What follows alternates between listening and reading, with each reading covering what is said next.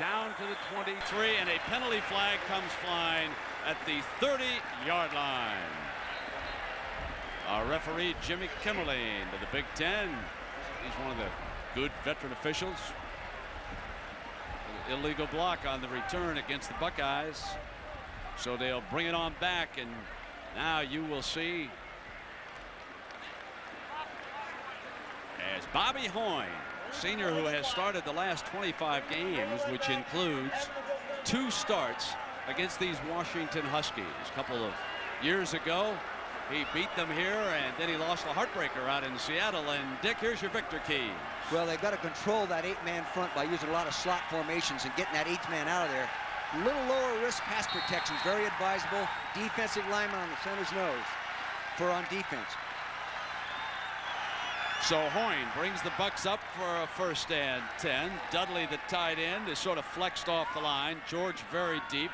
Dudley now moving for an extra blocker, and George on a beautiful cutback into the middle of the defense, out to the 24-yard line. Parrish, who has returned as the rover, making the stop. And now let's check in on the Chili's backs and receivers. You just saw number 27, Eddie George, as the ball carrier. And if you want a yard or two, you will follow the left side of this offensive line, because Orlando Pace is a huge player over there. But keep an eye on the right offensive tackle, Golston, who must replace the departed Corey Stringer.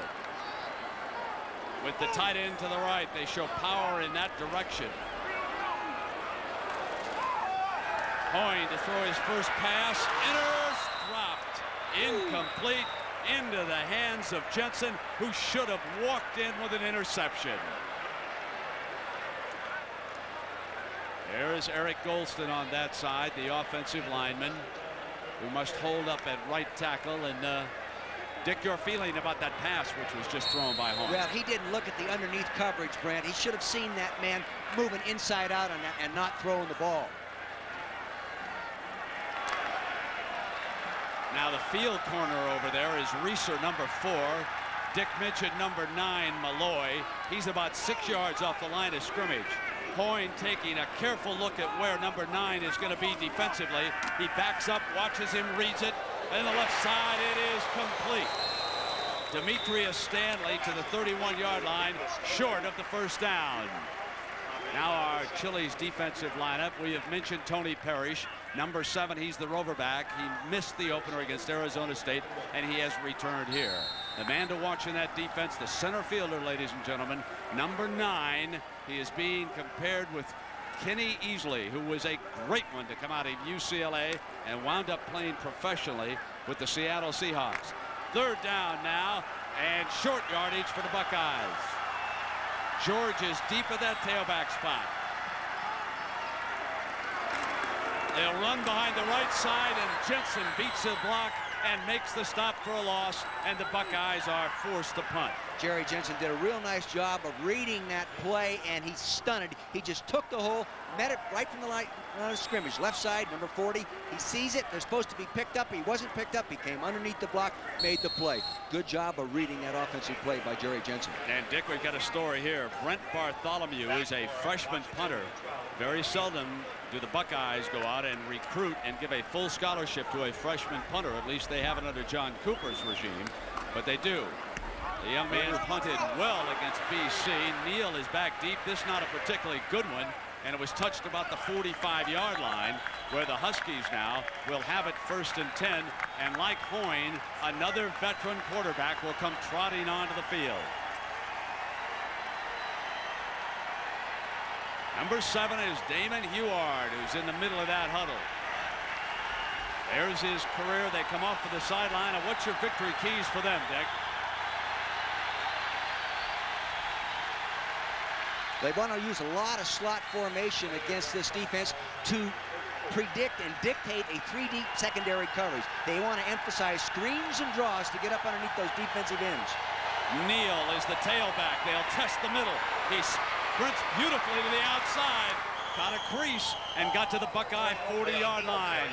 Now here is something that you noticed in the tape the other day about Neal. Yes, you know, Napoleon Kaufman is gone, but this guy can do some of the same things. He's squatty, he's strong, he runs with a good base, and he can bounce. See that wide base? He can bounce and get to the outside, and then he can accelerate and get up the sideline as he did there. Miller, who was the defender on that side, got hooked and could not force the running back inside. Now, if you want to watch a power blocker, watch number 30, Thomas, the lead fullback. They split him this time and sent them both out. Heward incomplete, and a penalty flag comes flying, thrown by a line judge. They hooked Richard Thomas coming underneath on a little underneath pattern right there. 52, Offensive holding.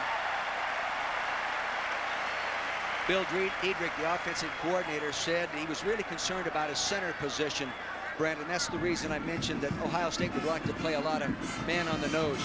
Chili's backs and receivers now. We have talked about Thomas, but the story with this offense is in the offensive line. Highfield, who is number 79, Dick mentioned what must happen here, and he must hold up. They have an injury there, and they have moved him into that spot. They're going to use the shotgun. They're very optimistic this young man could do the job. Well, he's an experienced player. He's a starting guard last year. Never played center in a football game. He's getting a true test today. Now they show shotgun, and frequently they'll walk up out of it and set up in a regular tee. Off a play fake, they did hand off, and they cross midfield again on 1st and long. Now let's quickly set the Buckeye defense, and this is the unit that certainly will be tested. The Chili's defensive line and linebackers for the Bucks, Matt Finkus and Mike Vrable, two dandy defensive ends, 92 and 94. Kevin Johnson steps into that spot with his first start. He's number 52, a JC transfer here into Columbus. Here's that slot formation. Now they get him into that 3-deep look. Now they're rolling it to a 2-deep. Neal into the middle again, and it was Bonhouse and Belisari making the stop.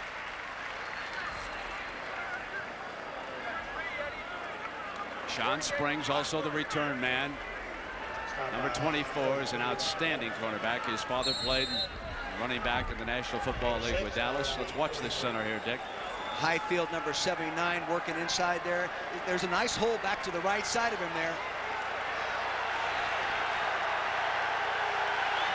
3rd down and 15. Heward wanted to set the screen, intercepted, and Miller has given the Buckeyes a scoring chance at the 35. A penalty flag comes flying after the interception. Heward put it right into the tummy. Well, they said they wanted to run some screens and draws. Ryan Miller must have been in the huddle. Real smart linebacker, pre-med student, reads it all the way to the left side of your screen. Number 43 backs out. He sees the screen developing. He reads the screen. He comes right up and picks the pocket. He's got it under, and there he goes. Second career interception for a pre-med student from Allen Park, Michigan. That was Kessie, the guard, who slammed into him and picked up the penalty. And the ball is being put down at the Huskies' 21-yard line. Now, if the Buckeyes are a good football team, they'll strike right now. We'll find out whether or not Cooper's Bucks are ready to roll when we come back. Perhaps they're not a little bit overconfident today, but a huge turnover on the interception by Miller, and that gives the Bucks a chance now. Sualua in at fullback. They'll line up in the I, and they play fake George on 1st down. They fire incomplete out of the end zone. Great coverage by Reggie Reeser up there. One-on-one, all alone, no help. Gives a little post move, goes to the corner. Reggie covers him like a blanket. Nice job, Reggie. That's tough to do. And he's working on a young man, ladies and gentlemen, that they really want to feature in this city. Reeser was working on number 83. I don't believe I've ever come to Columbus, Ohio, when the coaching staff was as high on a wide receiver as they are on Glenn. I mean, they put him up there in the category with Chris Carter and all the great ones who have come through here. And now they send him out to that side, and again, you've got one-on-one. It's a duel to watch if they go back.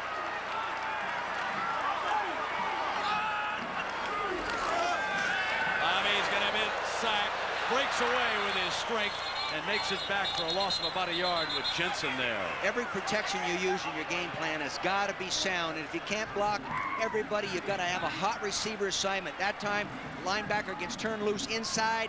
Jensen pops inside, right side of your screen. No one picks him up. They've got to have a man on that man right now.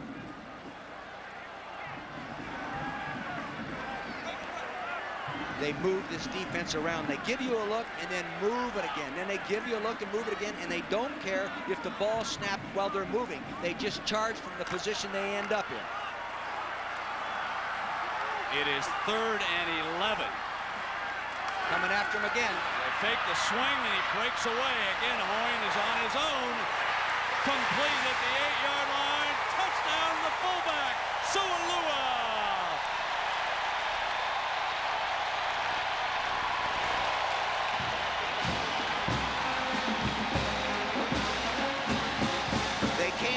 With a pressure defense. Now, normally when you blitz, there's a man responsible for the fullback right here. Nobody picked him up. It's a scramble situation. Sualua to the left side of your screen. They do not come to balance and tackle him in the backfield. Good movement by Hoying. He finds the fullback down there all alone. Broken play, big play. They wanted to set the screen. It was covered. Hoying on the scramble with Hoffman in pursuit. They hit Sualua, and now it's Jackson for the extra point.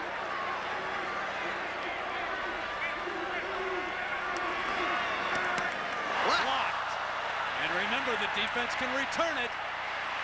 It is picked up by Malloy. And out of bounds where the play will stop. Had he taken it back, it would have been 2 points for the Huskies. A missed extra point. Have we heard that before in the Midwest?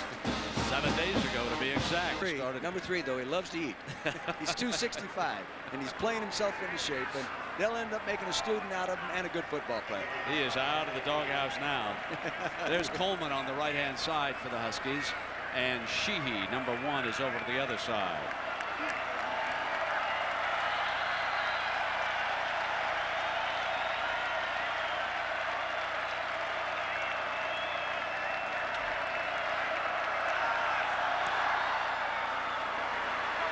Picked up by the short man at the 25-yard line.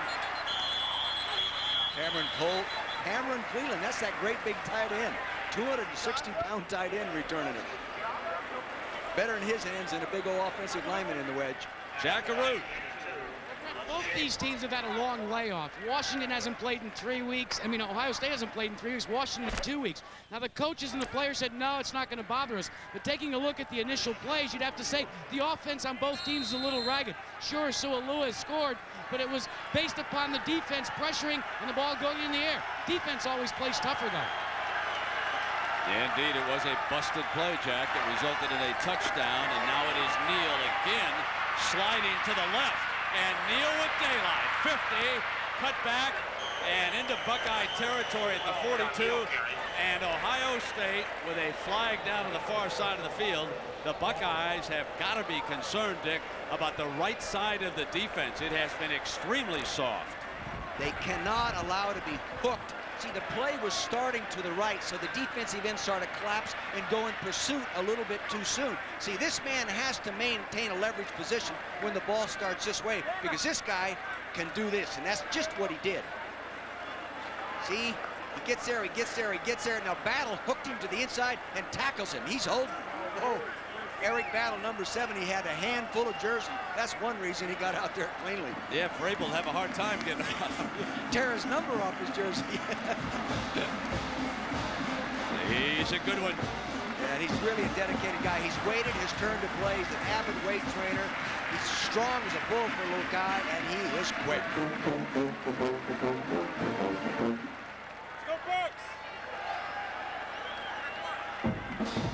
Well, holding was not called. Well, they sort this out. There's a big update down south. Let's go to John Saunders. Brent, thanks a lot. In week number 1, it was Vanderbilt. Week number 2, Southern Miss. Both big scares for Alabama, but they survived. This week, Arkansas buried Lunny to J.J. Metters. Now watch it again on the replay. The ball bounces, but it looks like it hits him in the hands and bounces back up into his chest. The officials agree it's a touchdown, and Arkansas wins it 20-19. Brent. Well, John Danny Ford starting to put the show on the road down there in Arkansas. Brent, you called that. You're an old friend of Danny's, and you said just give him a few years and he'll have that thing going. Just because it's the tight end, that's his man. This is another huge penalty which has gone against the Huskies. This brings the ball all the way back to the 19-yard line, and it's 1st and 22 as Heward eyes the defense. Neal to the right with that explosive first step. Neal breaks it. Neal is in a foot race now. Neal to the 20, to the 15-yard line, and a touchdown saving tackle by Kelly. See now this time the defensive end gets upfield too far and opens up the hole inside. So he goes up underneath him rather than outside him. See, he cuts back, now he's up inside the defensive lineman. Now he has that burst of speed getting back, gets good downfield blocks, and he just turns it on. Unfortunately, Rob Kelly, number 34, was quick enough to catch him. A 66-yard run. He has carried 5 times for 96, and he had another 20-yarder called back with a penalty. So now they get the ball down at the Buckeye 15-yard line, and the Buckeye defense being pushed all over the field. Not this time.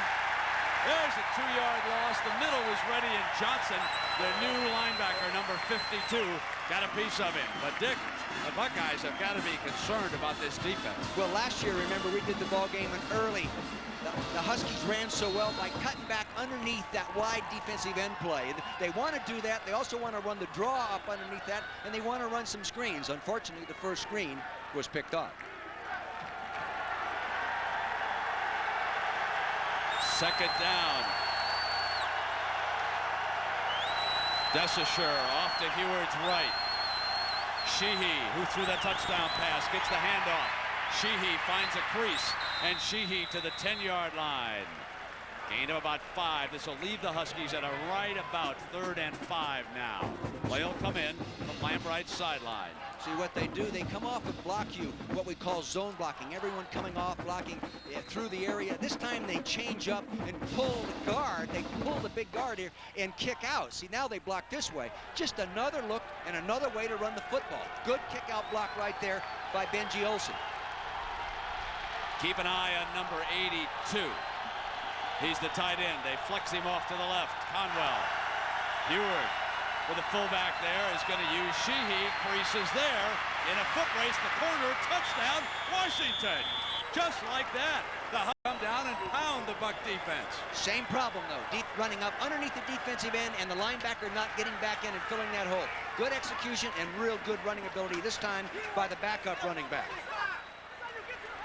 That hole has got to be filled by a linebacker. The linebacker in here has got to fill that hole here as that defensive end gets to the outside and they come back underneath it. There's the hole up underneath there. Beautiful cutback, good running skill. Now accelerate to the end zone. Now, this for the lead.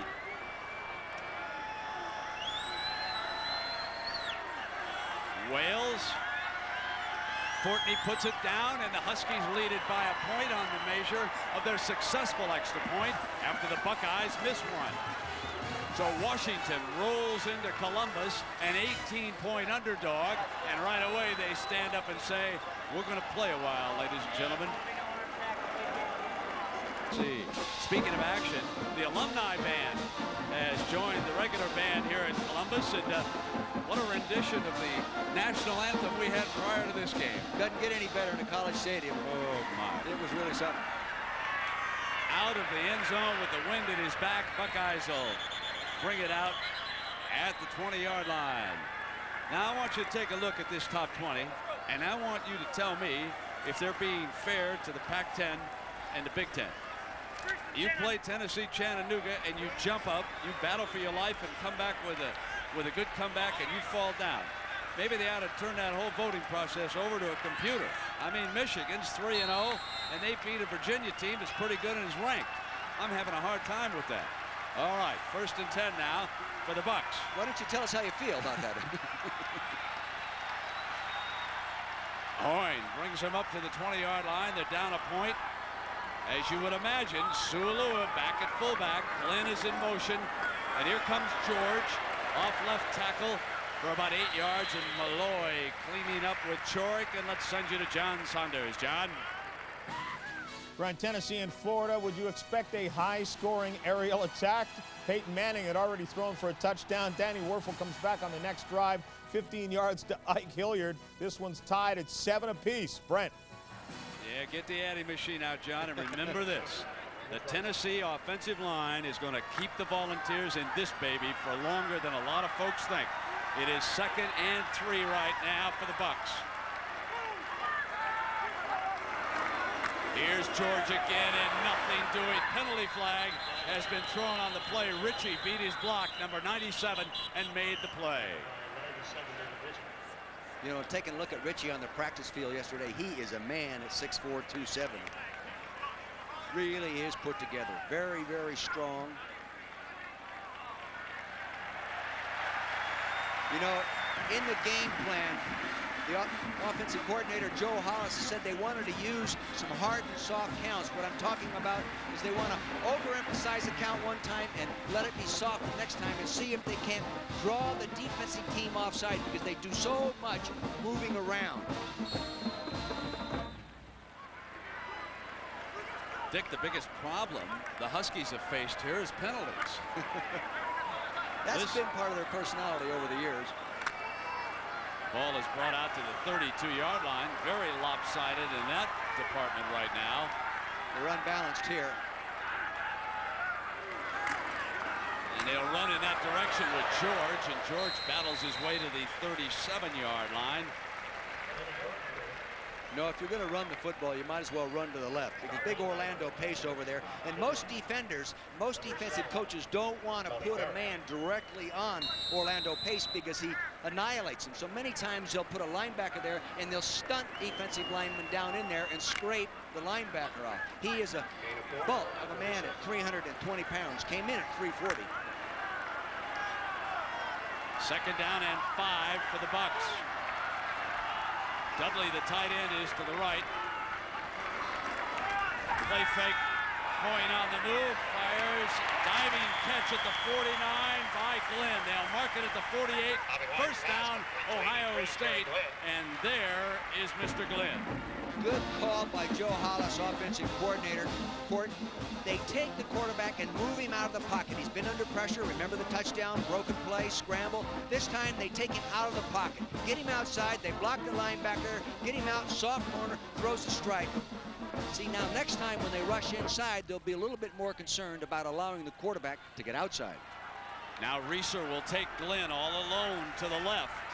You'd have to think that Ohio State will go back there before long, even though Reeser was all over him. Underneath, and he has his tight end, and that is number 88, Hauser. Bobby Hauser doesn't figure really big in the passing game. They like to throw the ball to Ricky Dudley, the other tight end. He is mainly their blocker. At that time, they're just dinking a little look into the tight end. This defense is continually moving. You use two approaches.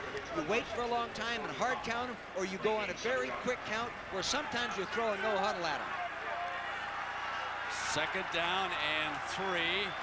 And you can see the stimming being done. The Huskies ready with that big front. They expected George, who breaks a tackle. George with some great power running to the 36-yard line. When you talk about George, he's at 230 pounds, 6'3", big, strong guy, and both you and I mentioned to him as we looked at their game tapes, he's a better football player this year. He runs in better control. He is more relaxed, though he doesn't look relaxed running there, but he is just a better balanced player today than he was a year ago. Last year was his first year of starting, ran for 1,400 yards. It's rare to see a soft middle with a Husky defense. Normally, they're pretty sure-handed on the tackle, and that time, George simply whipped him. Coyne on that short drop, and Tillman is out of bounds. Tillman is out of bounds at the 27-yard line. Now, this is what you'll see a little bit more of in the passing game, a quick passing game, 3-step drop, throw the quick out, throw the quick slant, throw the looking to the tight end. Doesn't take long to get rid of the football in that type of action. And I think this is one of the things that Walt Harris, the new quarterback coach, brought to the program. Just more variety in types of pass protection. Washington leading Ohio State 7-6. 4.5 minutes opening quarter, and it's been an explosive one. The offenses have dominated. Neither defense playing as expected. This is George for the Buckeyes, and he's to the 22-yard line, and that's another Ohio State first down. Boy, I'll tell you, there was a heck of collision by Nicky Sualua, number 37, a fullback, on the inside linebacker. Just follow him as he goes in and does an ISO block on the linebacker as he fills. Here he comes, he steps, bam! What a collision. He forces the ball outside, ricochets off there, and Ink Aliaga, who he made contact with, ends up getting in on the play. Dick, we've had 200 yards of offense in the first quarter alone. Ohio State and Washington. Glenn is your motion receiver. This is George again on a cutback, and Aliaga. And again, George won't let that first man wrap him up. He is whipping linebackers down there in the middle, all alone. That's that 230 pounds and running with confidence. Also, again, another real nice block by Nicky Sualua. He gets an excellent kick-out block on a linebacker filling, and he nailed it. You'll see it at the top right side of your screen, big 37 lead in there. Bang, he gets a big block right there, freeze it right there. Now you'll see what he's in for. He's fighting his life off to just break one more tackle for one more yard. Coach, does he deserve a rest? I think so. Pepe Pearson steps into that backfield. He's got a little spark too. They'll offer a little changeup now. They load to the right, and it's Sualua, the fullback, up over the top, and that was Hoffman coming underneath. Stephen Hoffman, number 91. When we first met up with him in Seattle, he was Steve. Came to Columbus here as a Steve, suddenly Steven. Yeah, I know it. His brother Dave played for the Huskies as well. Here's big Orlando Pace that everybody's raving about. Freshman of the year in the Big Ten last year. Cuts down. Look at the agility to get down there and use a cutoff block on number 97, David Ritchie. Very fine athlete for 320 pounds, ladies and gentlemen. Coach, here comes 3rd and 5 now for the Bucks.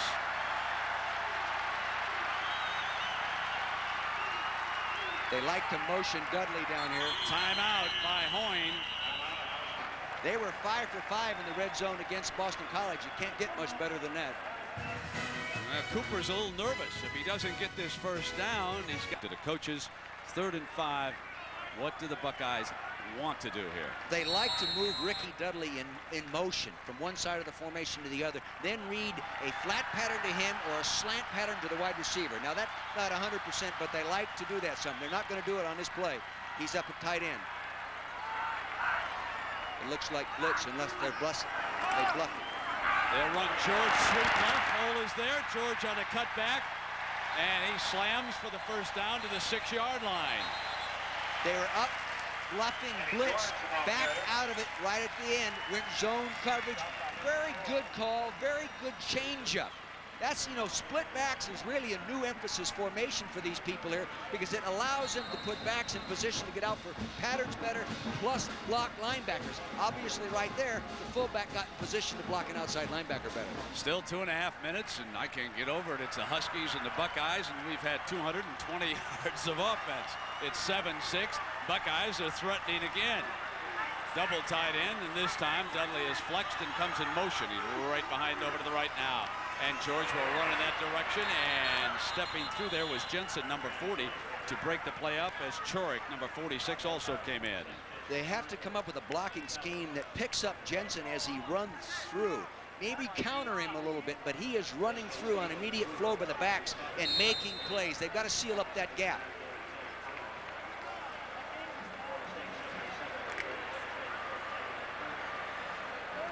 Second down and 7. Glenn returns from the Buckeye sideline. He goes out to the left. Remember, he ran a corner route earlier on Reeser. Reeser beat him that time. Hoyne now under center. Hoyne's going to throw it to the right to Dudley, who's whipped at the 3-yard line. Goodlaw, the cornerback, would not let him free. That's the same thing they did to Boston College. though in Boston College he ran him in motion and put him in that position. They're doing some of the same things, but varying the formation from which they do them. They want to throw the slant. If the slant's not there, they take the straight pattern to the tight end or on the other side, the back. Let me correct myself. I called him young man Goodlaw. It's Green. Law, number 10 over there. He is the short side defensive back, right. And he's holding up. And there's Tommy Hoyne, brother of the Buckeye quarterback, who sends in plays. And here's an interesting spot. Buckeyes can still come away with a first down on 3rd and 1 without scoring the touchdown. Sualua and George play fake. They're going to throw deep, incomplete. A gamble, and the tight end was covered. They wanted Dudley, and the Huskies were all over that attempt. They had Dudley early. They had him early, but they didn't quite get it to him quick enough. He was behind everybody, but then the ball was thrown just a little too slow. Here they're going to go for the field goal. So on 4th down, Jackson trots in.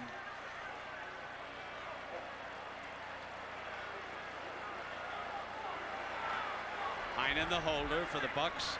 This for the lead. They trail it by a point. Remember, the Huskies were able to block Ohio State's first extra point attempt. It's good. So Jackson boots the Bucks into a 2-point lead. 9-7, but overall, Washington has to be hacked. Well, the ball is on the tee now for Malfoot. He handles all the kickoff chores here for the Bucks. Sheehy and Coleman are back deep. You know, as offensive coaches, you're going to go back to that 3rd and 1 call and say to yourself, why didn't I run over Orlando Pace with a 230-pound tailback? Once, maybe twice. Sheehy runs up. That's at the 8-yard line. Out to the 25-yard line. And down we go. Once again, Jack, congratulations, big fella. Well, thank you, but I don't know, after what Coach said, I might not be engaged anymore. You know I'm kidding I'm you. a redneck. I tell you what, look behind Vermeil's neck, and it's a little red there, too. We've heard some comments from him. You know, one of the things, guys, we've talked about it, the teams are not affected by it, but you walk around Columbus, and the fastest selling item is not the matchup here. It's the matchup in 2 weeks. And one of the things that people have got to be careful about is pointing towards Notre Dame. It's on the 30th, but you still got to get by the Huskies. 1st and 10 for Washington. Huard will put it up, and he had good time. This is Neal. He puts a wonderful move on Johnson and makes his way to the 26-yard line. I mean, he did a number on him. Springs finally comes up to make a stop. Johnson had no chance, no chance. See, and past that time, they gave the center, the new center, Trevor Highfield, a little help from the guard. Because of the defensive alignment, they were able to do that. That really helps the center when you have a man on your nose and you get help from your guard. 2nd down and 8. And Huard over checking. They're going to let the time run out is what they're doing here. So they will not snap the ball again. We had 225 yards of offense. These are the Buckeyes, not the Miami Dolphins. I mean, it's 9-7, Ohio State over Washington. School opens next week, and when it's not being used for football with 95,000 or so on hand, it is a dormitory for some of the youngsters here at Columbus. And we start the second 15 minutes with a 9-7 ball game. Buckeyes over the Huskies of Washington. Damon Huard, the senior quarterback. Neal, who has replaced Kaufman, as the tailback. And the whistle before the snap.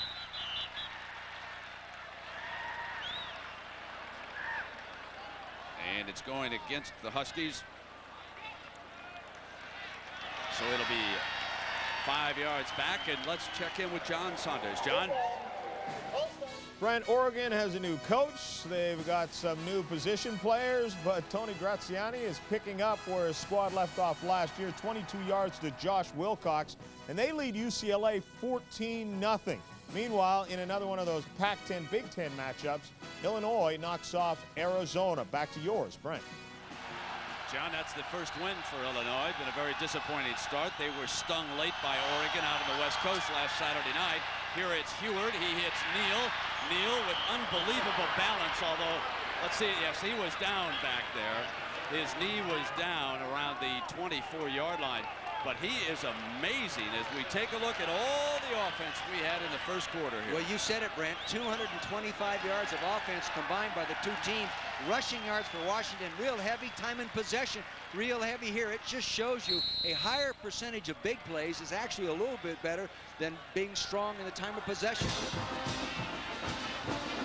Greg Balisari, number 30, moves inside out on him. I don't think he went down. Look at the balance and control. Now, Balisari, being the hustler that he is, he wheels around and tackles him the second time. Yeah, I agree with you, Dick. I don't think he was down either. Heward now with the split backs both out, and Heward going to take off. The middle was open, and Heward slides to the 43-yard line. Not known for his foot speed, but the middle was... And Heward took advantage of it with another yellow flag, and it's going to go against the Huskies. Penalties are killing them. Mike Vrable, defensive end number 94, felt he was the guy being held. He was talking to the referee. Dick, that's the 6th penalty against the Huskies. They've been penalized for 60-some yards here already. Half the distance. Repeat. 3rd down. They're going the wrong direction. Jim has coached in a lot of games, and he's coaching games just like this one. He'll get them settled down. But they do hold quite a bit. We notice that in the films. Look at those linemen get those hands out. All linemen get their hands out. But wow, sometimes they hold a little too much. Here, I think it's taking place right here. She's just holding on to him, and he couldn't get it. See, he still got him in the left-hand corner. All right, let's see what Heward and the Huskies come up with here. They've got to be careful. Same play. Middle closes a little bit quicker, and Heward slides to the 19-yard line this time, and now the Huskies will punt it away. Bill Diedrich comes with a quarterback draw, a design draw up inside. They ran it against Arizona State as well, trying to go in to score, just trying to get a little better field position to get that punt on the other side of that 50-yard line. The Buckeyes were working in practice 2 days ago on blocking a punt, just in case the snap is a little off center here. The tight end, Cleland, looks like he's down snapping the ball this time for Washington. It's a good one, and Prince gets it off, and back now is Glenn at the 45-yard line to the left, crosses midfield, spins free. If he gets daylight, 30, Thomas has got to get him. Around 94, fumbles out of bounds. Ohio State ball. He's dangerous. He gets that ball a little too far out away from his body, using it as a balance ball to help him maintain his balance as he tries to outrun somebody. The big horsey next Saturday. Looks like a pay-per-view weekend, huh? Here in Columbus, obviously you want to watch the Bucks.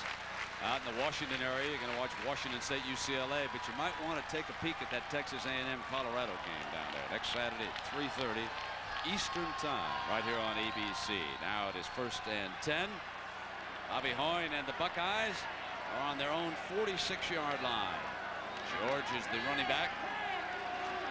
Hoyne incomplete. Dudley was open, and down we go to Jackaroo.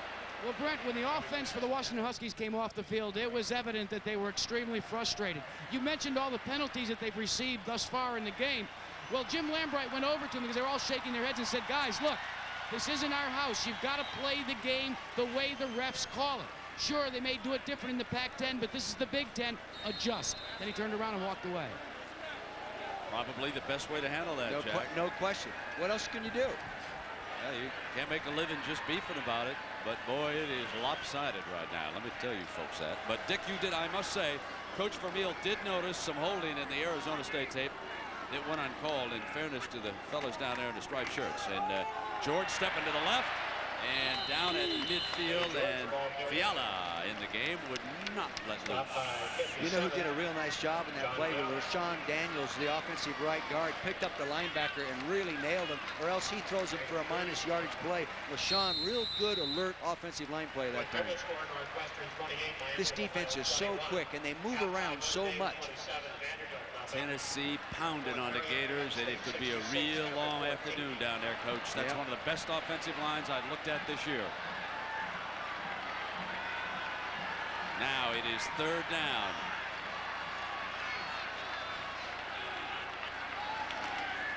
Bobby Hoyne, the pocket hit on the release and into the middle at the 39-yard line using Hauser again. He has gone to Hauser twice. Real good job that time. They changed up. They gave him a look. They gave him a 2-deep look. Went to a robber-type defense. He read it. Hauser came inside, stopped up in the hole, threw him the ball. Good adjustment made by Bobby Hoyne, showing the experience being a 5th-year senior, showing having been coached real well all through his career, initially by Ron Hudson and now by Walt Harris. Noah knows what he's doing. Josh Smith, number 99, one of the down linemen. George now forced back to the inside, breaks a tackle again, and he makes it to the 38-yard line. You know, George is an attractive young man. Nice to talk to him, and Jack Arute had an opportunity to ask him about his running style, and this is what he had to say. I guess, you know, power back with speed and can make a couple people miss here and there, you know. Just, I guess, the package, the whole package, you know, that's what I try to work on, just be the complete package. Hey, he's got a great smile, too, doesn't he, Dick? Yes, he does. There's that sweep again. He's got daylight to the 23-yard line, and the old power sweep with George finally brought down by Greenlaw. They're coming at Greenlaw's short side of the field. There, you know, and a real good job by Jamie Sumner, the offensive guard. Linemen never get enough credit for doing things real well within the well-designed offensive play, but he pulled, he came around, and he sealed off the linebacker, and it prevented him from getting the play right there at the line of scrimmage. Nice job by Jamie Sumner. Here he is, the big guard right here. He'll pull to the left. He steps around, following lays. There, bang! He picks off Jerry Jensen right there. That allowed that hole. Pepe Pearson checks in. Miller is one of the wide receivers for the Bucks. This is Pearson. They'll sweep it to the right. Calhoun got the block, and the Lawyer cleans up. Number 9, Lawyer Malloy. You won't see a better safety in college football this year. If there's a Jim Thorpe candidate who's better than he is, he's going to have to be a real big-timer, because this fella can play football. They're running that sweep play, and it's hard to believe you can run a sweep so effectively against an 8-man front. There should be a defensive end right in his face. Now, there's a real good block right there on Parrish, number 7, by Nicky Sualua. But you shouldn't be able to run outside against that 8-man front.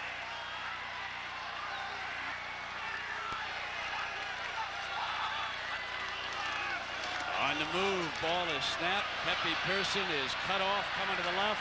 And this time, Mr. number 7, Parrish, who has returned as the rover back, comes up on it. He wanted to turn up inside, but Jason Chorick, 46, did a real nice job of preventing. Now, he didn't make the tackle, but he prevented the play from going up inside and allowed the pursuit to come over and make the play. So George checks back into the Buckeye lineup here. This is 3rd down and 11 for the Buckeyes after the loss of 4 yards on the play by Parrish. So Parrish puts him in 3rd and 11. They tighten up on Tillman on the short side of the field. They give Glenn some respect over on the right. And Hoyne, left side out of bounds. Incomplete. It is 4th and 11, and the Buckeye drive stalls. Ricky Dudley crossed the field from his left tight end position, crossed and came into a wide hole all by himself, and the ball was thrown, and he looked around to see if there was any defenders around him. He said, no defenders. God, you should have thrown me the ball. You know, the Huskies have been bending here, but so far they haven't broken. You know, they've stopped them twice when they've been on the move, and now they put them down in 4th and 11, and here's Jackson to attempt another field goal. This will be put down at the 31, so make it a 41-yard attempt here. It's a fake. They bring George around off the corner. George on a wingback spot. George dives for the 1st down. Woo! He's got it. Take a look at this from the highest seat in the house. Real gutsy call. Real gutsy call. Here we're looking right down on it. Wing back right here, coming in motion, coming around. They're gonna fake it all the way. Ball snapped, comes back, he fakes a kick, he pitches it to Pearson, who is a running back. He's off and running. Fortunately, they have a receiver downfield to block to the right center of your screen. Is that a beautiful picture, Brent? Oh, that is gorgeous. Now, diving for that first down. Big play. That's a gutsy call. Live by the sword and sometimes die by it. Washington, through the years, been known for a whole lot of successful gadget plays. George coming to the left now. Malloy comes up hard at the 9-yard line. That time, Lawyer aggressive out of center field, helped out by Parrish, and they don't let George through to the end zone. See, that time, Jamie Sumner, 72, the guard, didn't get his pull and seal off the inside-out pursuit of that linebacker. Therefore, he could make the play. But it takes more than one man to tackle George. You've got to get both arms and then get some help. He's a big man. George is out, and Pearson checks into the backfield. Hoyne, the quarterback. Orlando Pace is over to the short side, so is Tillman. Glenn is off to the right. That's Dudley. Now it's Pearson. Slammed at the 6-yard line, and this will be 3rd down for the Bucks. They use Dudley in many different ways, as a receiver, as a tight end, and as an H-back. And in the H-back position, they run him in motion. Here he is in motion, coming right here, and he'll lead, and he'll kick on the linebacker right here as he fills. That allows the running back to go ahead and get a couple more yards.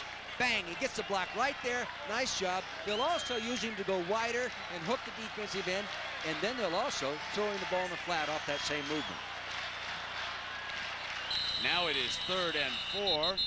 And timeout has been called. 7:21 to go in the first half. The Buckeyes lead Washington 9-7.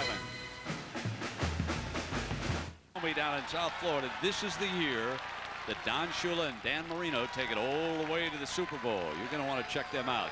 Steelers are beaten up, but they look pretty good last week down there in Houston. That's going to be a dandy. 9 Eastern time, Monday Night Football. Al, Frank, Dan will be down there. They've probably been down there in Florida for a couple of days.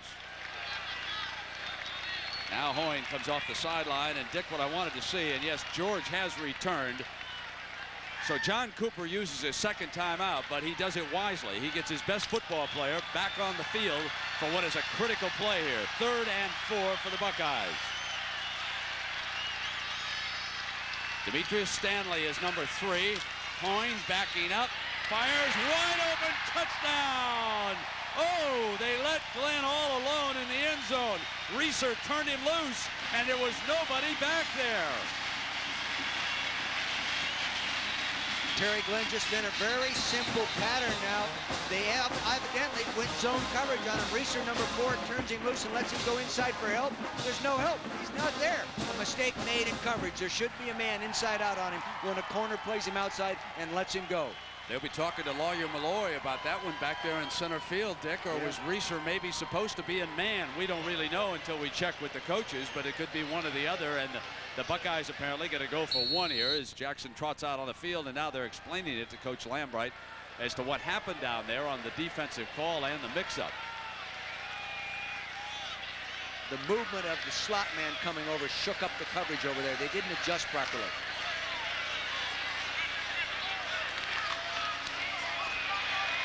Good on the extra point. And the Buckeyes make it 16-7. 7:16 to go here in the first half. We'll come back. Here's the kickoff. 7 lead. And the Huskies will try to come back here. Desashore is back deep with Sheehy. Malfoot handle the kickoff chores here for the Bucks. Winded is back. Let's see if he tries to take it on into the end zone. College football, they kick it off from the 35 still.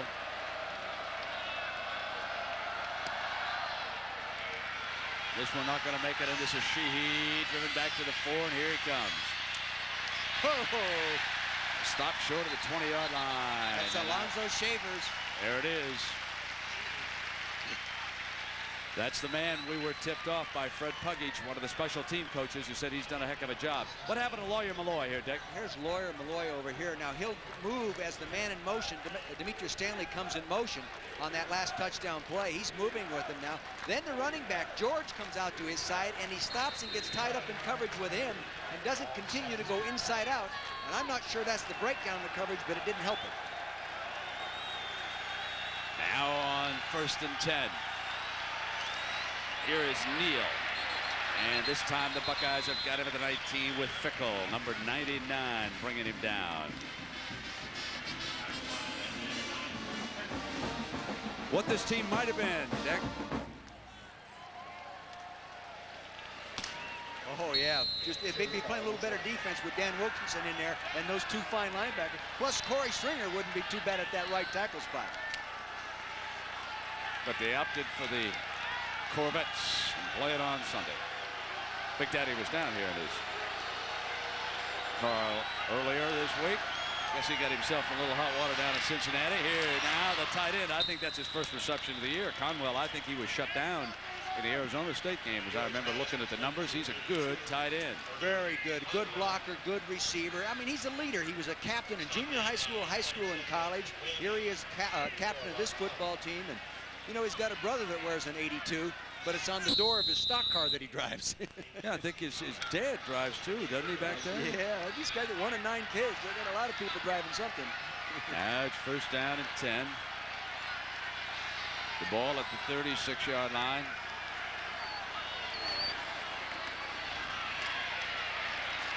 And behind the left side. You know, that the size of the big offensive tackles and the smaller defensive end types is going to be a problem as we go along through this ball game. That time, Bob Sapp, the big left tackle, had Matt Finkus, who he outweighs him by about 40 pounds. And I tell you, he took him to the inside and buried him.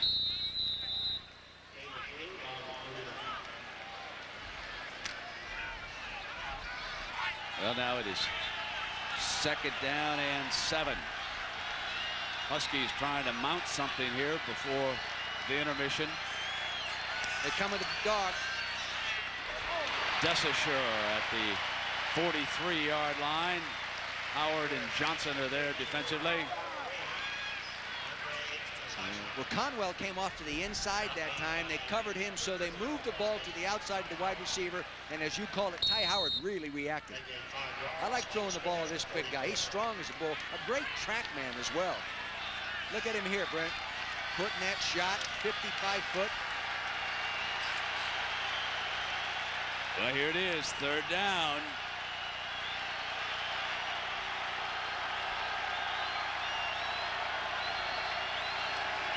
Quick pop, 1st down, Desisher.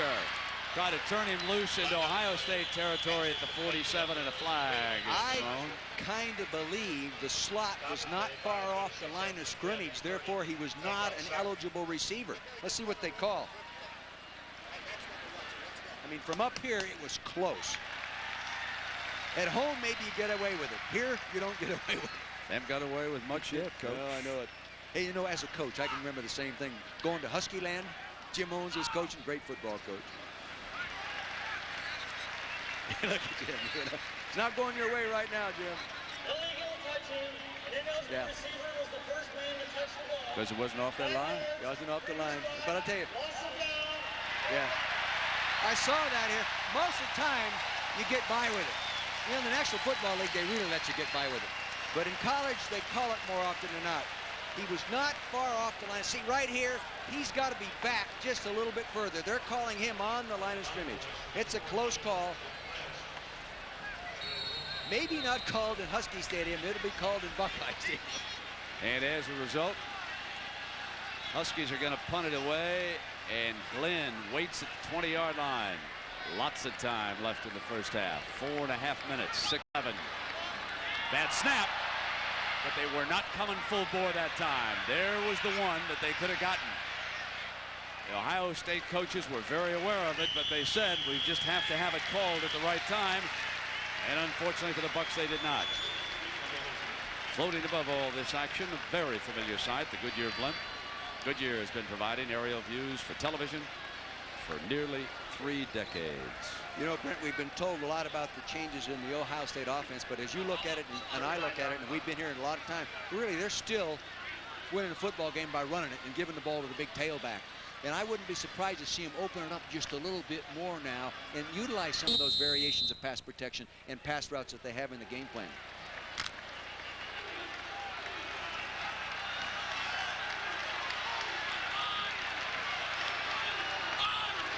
First down.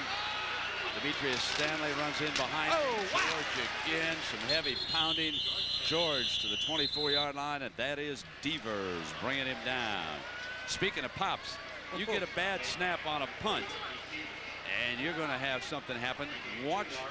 Prince has to hurry now. He fielded the ball very, very well, and now he says, I got to get down. He goes down. And down he goes. And he was hit there by Kelly, the safety. He's running down there. Now he's going to check the rear end and see if it's still there. Second down. Hoyne, Bucks with split backs. Oh, protection that time holds up beautifully, and he finds Dudley. The Buckeye protection is suddenly getting a little bit stronger. The protective cup gave Hoyne all the time he wanted. They rushed the 4, zoned off with 7 people, gave him time. You'll notice a big throwing lane will appear right over here to the right side of your screen. Good pass protection, great big throwing lane in there. Now, very easy to throw that strike when you have a throwing lane like that. Good job of pass protection. Remember, Hoyne has been able to run a bit in that middle from time to time, too, hasn't he? Stanley over to the right.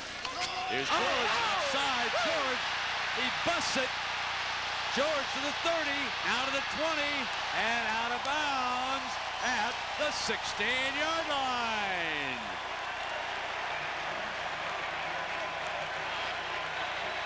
Nicky Sualua, the fullback, absolutely annihilated a linebacker on that play. Absolutely. It's a wonder he still has his helmet on. Big fullback leads through and nails him. Well executed play. The crowd chanting, Eddie, Eddie, Eddie. What a job he has done already here. I'd yell Nicky, Nicky, Nicky on this one. Real tight, good inside running. Sualua gets a knockdown pancake block. And here comes the speed. Now, this guy was a hurdle champion in high school out of that Philadelphia area. He can run. 51 yards, 16 carries, 140 yards. Pepe Pearson gives him some relief. Pepe slips behind the left side. That's that base side over there, and he slams inside the 10-yard line. Okay, you know, we've talked about Sumner, and he's doing a job again over there at that guard spot. We're going to go back and take a look at Sualua and give a fullback credit for doing a great job. Here he is right here, watching lead through on the linebacker. Now, the linebacker is going to have to meet him sooner, or else this is going to happen more often. There's a knockdown, see, on Ikaika Malloy. He's a little bit undersized for that position, so he's got to attack him a little bit more. 2:12 to go. Bucks threatening again here in the first half. Glenn is the motion receiver. George is back, and George will battle to the 6-yard line. And one thing you'd say about Eddie George, he's running himself into serious Heisman Trophy consideration with his performance here today. Well, you know, at Ohio State, they're going to feature the tailback. They're going to feature him. He's a big, strong guy. He has been durable. He's gained that 1 year of experience a year ago. The only running back in the history of the school to go 200 yards twice in a season. And, hey, he's going to be a candidate for this award. Yeah, you bet. With Lawrence Phillips in limbo. It's Leland wide open now. Leland McElroy down at Texas A&M's at Dandy. He'll make an all-out run at it also. This is not a legal formation. And that's the last Buckeye timeout with 1:19 to go. Why not? You're up 16-7. You don't want a penalty right now. That's right. Yeah, go ahead and utilize it. But they were lined up improperly. And while Hoyne and coaching staff talk about it, let's check in on some upcoming shows here on ABC. Shows today here for the Buckeyes. Touchdown, George.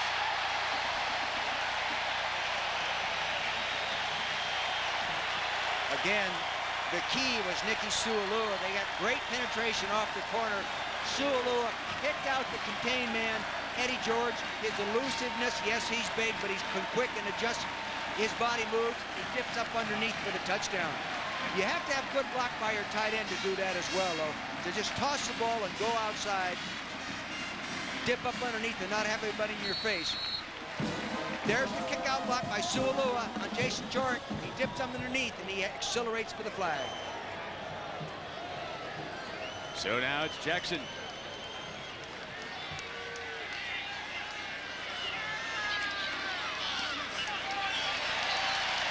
Good again. First one was blocked. He's been perfect ever since. Well, is this going to be the year for John Cooper? Is he finally going to lead the Buckeyes to Pasadena and the Rose Bowl? Long way to go and a tough trip over to Pennsylvania to play the defending champions. And George says there'll be no penalty here. I'll just set it on down to the end zone, leave my helmet on, go on over and talk to the coach.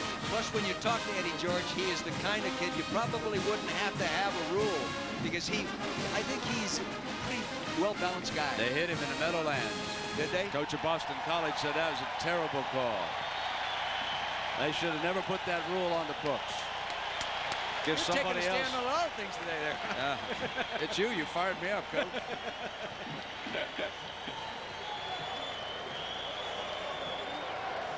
Just another subjective decision that's going to cost a hard-working fella a football game someday because someone's going to interpret that rule differently than someone else has all year.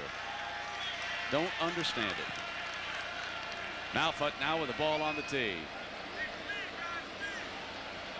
Desesher and Sheehy back deep, and the Huskies need something to ignite a rally.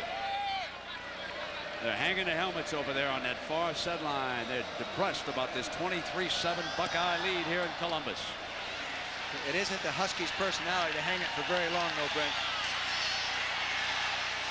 Sheehy trying to sprint free to the 25, and down we go to Jackaroo. Jack. Well, Brent, you're alluding to that anti-celebration rule. I had an opportunity to talk to our head man here today, Jim Kemmerling, and the one thing that he told us, he said, look, in the Big Ten, we've been instructed by the head of the Big Ten, Jim Delaney, and the head of our officials to make a subjective call, but here's the way we decide upon it. If we're going to err, they want us to err in favor of enforcement of the rule. That's a little bit different than what we've seen in the past, guys. Some things that were questionable, I asked Jim about them in some of the games we've covered. He said if I'd been there, I would have called it differently. From the shotgun, Heward, who prefers this passing formation, slips one to his tailback, Neal, and there is Spring. About a big-time defensive back, number 24, the cover corner on that side, and he was all over the running back. He sprints quickly over to the wide side of the field, knowing that the Huskies are in a hurry-up mode here on 2nd and long. High and to Coleman, who steps out of bounds, stopping the clock at the 39-yard line. Let's see, Dick, only 39 seconds to work with here. Huskies are going to need a couple of long plays. You know, right now, the way they're playing defense right there, you can hit those deep outs in between a rolled-up corner and a deep safety playing back there. They may come back with the same approach, Brent.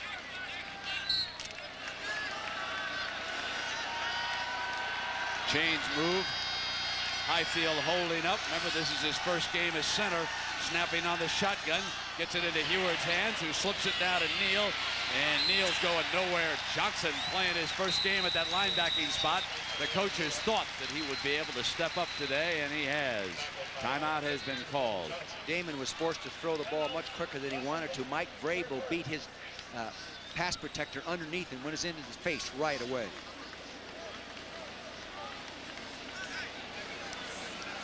Loss of 4, ball 36. Well, only 77 for the Seminoles. Might have to send another letter this week, huh? He better have that mimeograph, make copies of that apology for running it up is what he better do. He might as well send it out before the game. Fax it. Just fax it. I'm going for the Alliance Championship, and I apologize in advance. Tennessee 30-14. You're calling that one, buddy. Yes, sir. Yes, sir. I listened to all of that hype all week long that those fellows were going to go down there. It was in the swamp, and you couldn't beat them, and this and that. And I said, wait a minute. I've been looking at the different Tennessee team than I've been watching. You think You like Spurrier's that changed pay-per-view. quarterbacks? Oh, I would guess. Yeah. you like that pay-per-view, don't you? Love it, man. 4 games within 4 hours. You just Football an heaven. hour of each. Huh? Football heaven. Well, they've been flirting with disaster and finally got it. John Saunders will tell you how the Razorbacks came up with a big one over Alabama today. Because of the reduction in scholarships wherever we travel in college football, you will hear it over and over again. The age of the dynasty has clearly come to an end. And this was Janoski who was out of bounds. In fact, they say that Florida State may be the last one down there. They've got so much talent. They have some great players walk on for the state of Florida, but coaches will tell you it's just so hard now to load up on talent. The toughest penalty against the Huskies was the reduction in scholarships. You have to be almost dead perfect when you give someone a full scholarship when you lose that many as they did over the last couple of years. It has hurt this football team too. And now Heward. This is Thomas, the fullback. He's out of bounds. Stops the clock with 21 ticks on that clock left. They're doing a real good job of nickel and dime in that real loose zone coverage, Brent. But getting back to what you're talking about, the other thing that hurts that limit in scholarship is like we just had the graphic a little while ago. The 4 real fine football players that Ohio State lost to the NFL that could be playing today. That was good recruiting. Almost too good. The guys were so good, they leave early. Second down. And the right tackle moves. Yeah. Pull the foot back, and that'll cost the Huskies here just as they're attempting to get something going in the last 30 seconds. And that's another penalty. My gosh. That's a lot of yellow hankies against the Huskies. In the shotgun, you know, with the quarterback back further like that, crowd noise and everything, it makes it a little tougher for that tackle to hear the snap. And they're actually using a technique with the offensive guard watching the ball, the guard holding the tackle's hand, and when he drops his hand, the tackle knows the ball snapped. And they've been working on that all week in preparation to coming and playing in this big horseshoe. They've been penalized 8 times. False start on the offense. 79 Please yards. reset the clock. 21 seconds. 8-1. Woo.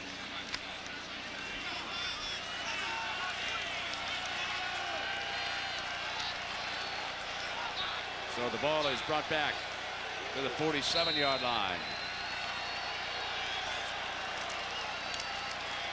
And now Heward steps up, takes off. Should have gone to the sideline. He'll slide down. Well, that'll stop the clock because he got a first down.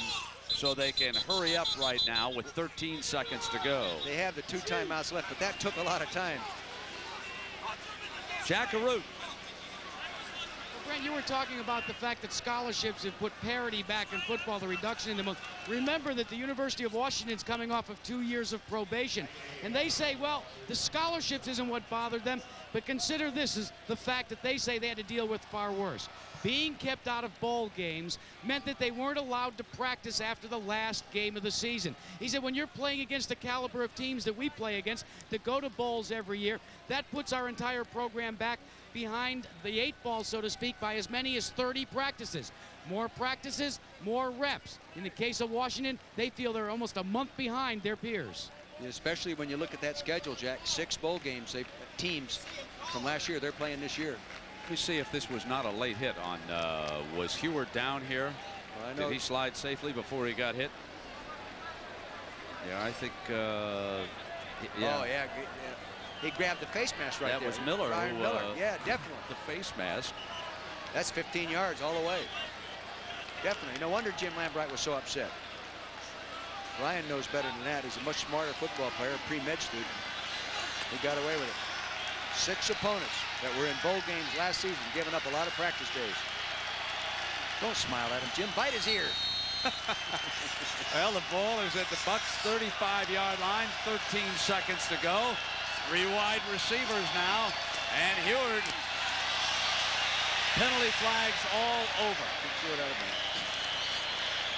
And there is going to be a holding call.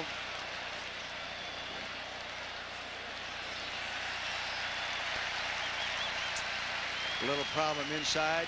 They might have called that on Trevor Highfield, the converted center in there now. The one huge difference that I see in this Washington team from the one that stormed into the Orange Bowl is the fact that the offensive line was starting to dominate in the first half in that game. They were doing a job. Sapp had a great start, as you recall, but they weren't holding calls. They didn't have the calls, no question. But you know, they actually started running the ball real well here in the first quarter. And I think if they come out in the second half and get back to what they were doing real well, that cutback play, which Ohio State never did stop, they'll move the football and get back in the ball game. But they have to play better defense, more pressure coming off the corner. How much of this is attributable to the fact that they had to alter 3 positions in that offensive line when they lost the center? Brent, no way it can help you. Absolutely no way it can help you. And if it can't help you, what's it do? It hurts you. So Highfield moved in there to the center, snapping for the first time, causes 2 other changes. Now Heward down the middle and complete to the 18-yard line. Timeout. Conwell, and time runs out. Oh, no time left. Oh, they could have attempted a quick field goal. Into the half, 23-7 Buckeyes. John Saunders next on ABC. College football on ABC Sports. Brought to you by Chevrolet Trucks, the most dependable, longest-lasting trucks on the road. And Red Dog Beer. Bold yet smooth, unusually easy to drink. You are your own dog. Stay tuned for the Prudential Halftime Report after this message and a word from our ABC stations.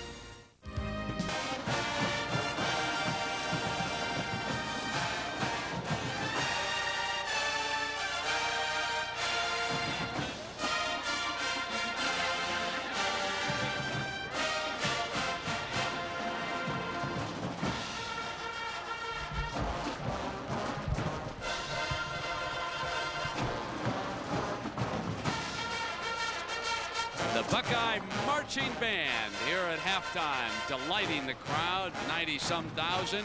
The Buckeyes lead Washington. It's 23-7 at the half. Let's send you to New York and John Saunders. The Prudential Halftime Report, brought to you by the Prudential. When you face the most important financial decisions of your life, turn to the Prudential. Peace of mind, it comes with every piece of the rock. From our New York studios, your host, John Saunders.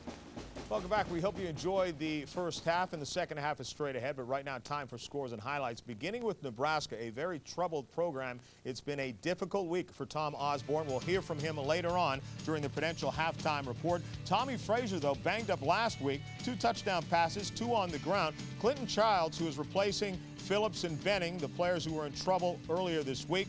12 carries, 143 yards, and 2 touchdowns. Texas A&M, Corey Pullig had a great day. 57 yards to another guy who had a great day. Leland McElroy, it's a 57-yard touchdown pass, but guess who does most of the work? Lightning or electric, whatever you want to call him, McElroy. Leland takes this one in. 52-9 is the final. Texas A&M gets the win. And take a look at Leland McElroy. 23 carries, 116 yards, 3 touchdowns, 4 receptions for 128 more yards and a touchdown. A terrific day. Tennessee against Florida.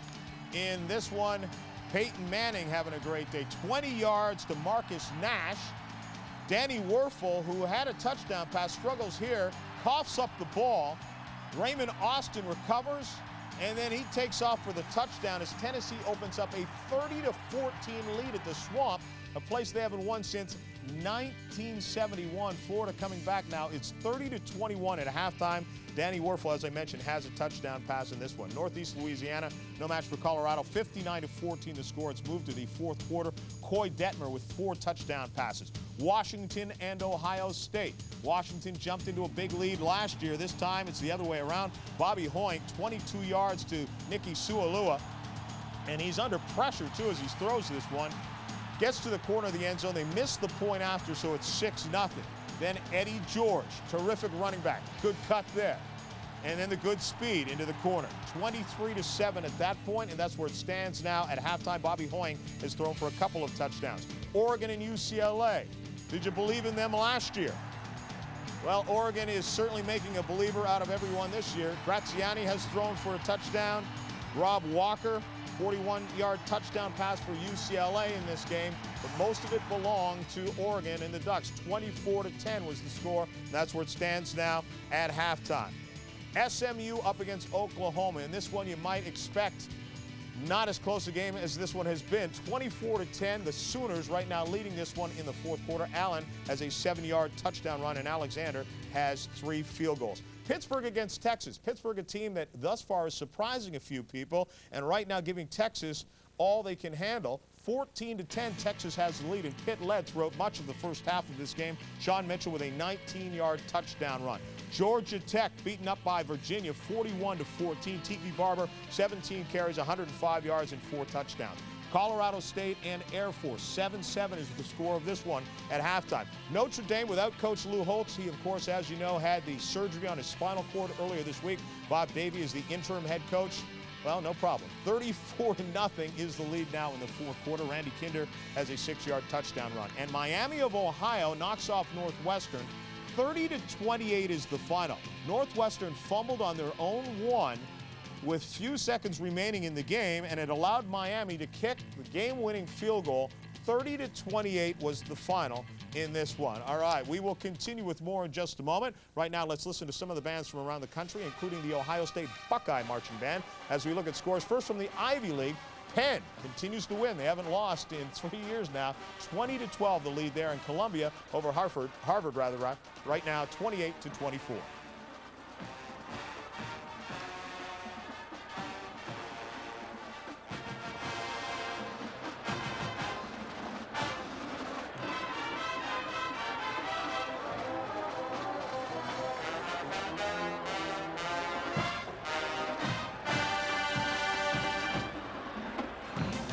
Still to come, we've mentioned the problems of Nebraska. When we come back, we will hear from Coach Tom Osborne. I had an agreement, and when the agreement wasn't kept, then the suspension was automatic. And welcome back once again to the Prudential Halftime Report. I'm John Saunders. We'll get you back to the second half of your game in just a moment. But first, time for scores and highlights. Right now, the #1 team in the nation, Florida State, leaving no doubt that they are the best squad in the country, at least as far as piling up the score, because they did it again today. Danny Cannell, 24 yards here to Andre Cooper. 21-7 was the lead over NC State at that point. And Warwick Dunn, what a year he's had, averaging about 15 yards a carry coming in, bust through the middle, and then the foot speed takes off.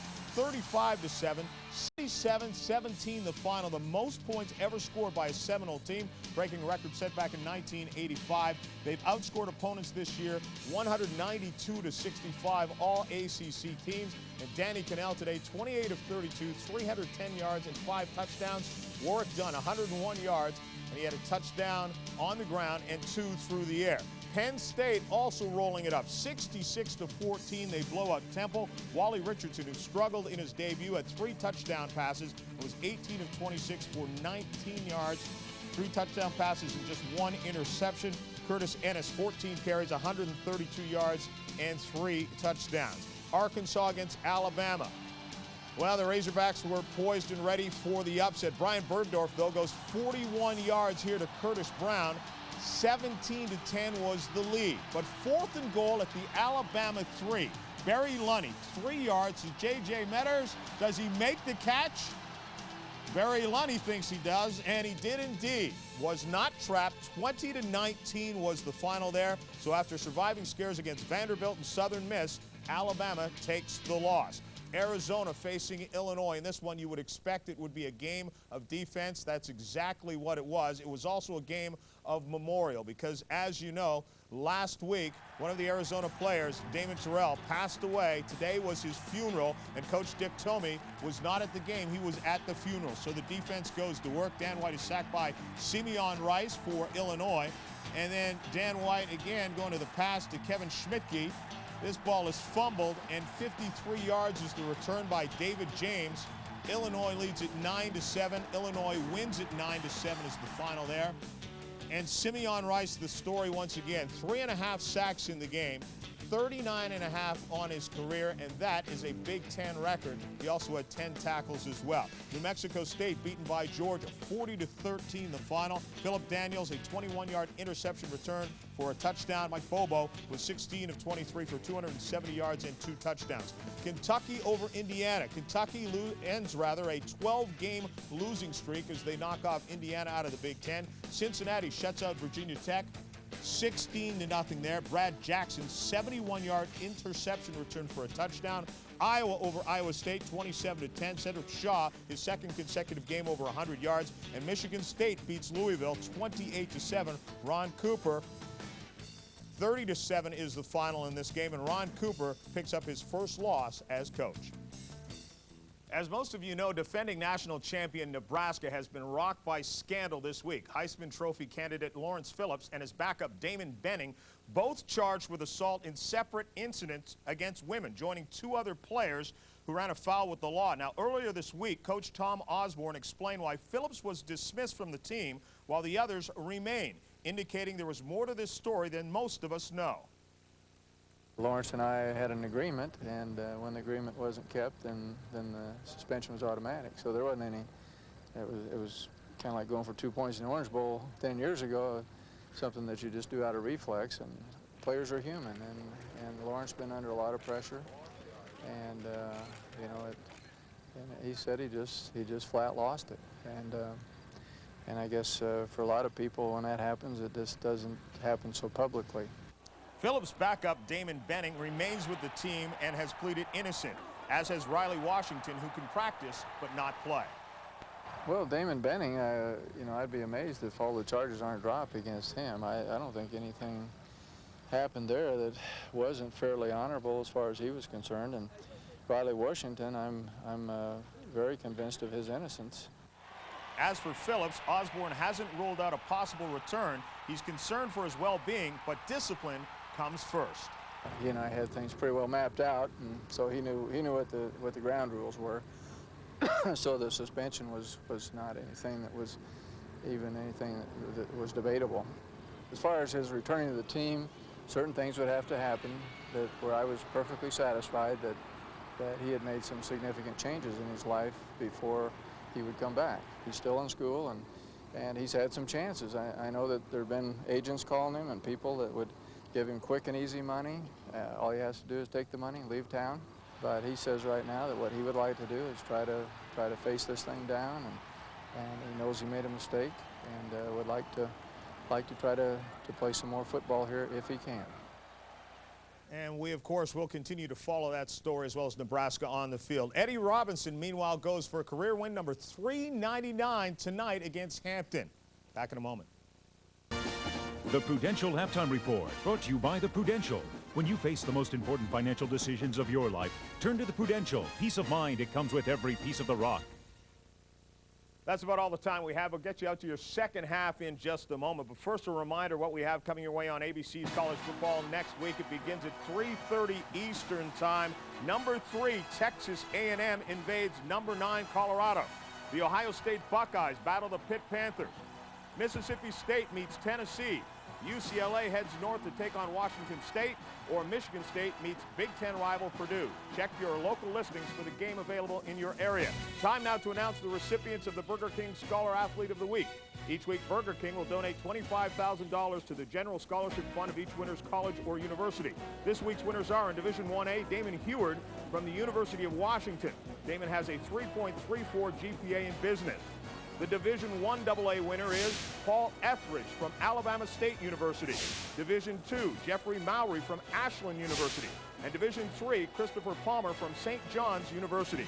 Congratulations to all these fine student athletes. Remember, stop by your local Burger King restaurant for details on the College Football Scholarship Fund.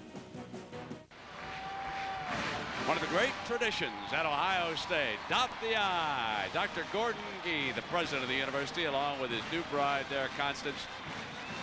Wonderful moment for him. The alumni band is on the field. Welcome back, everybody, with Dick Vrable. I'm Brent Musburger. Dick, I want to take everybody back to last year when they met. It was a different setting. It was out in Seattle. And there was a fellow there who's playing on Sunday afternoon that they don't have. And he really dominated the game. Take a look here.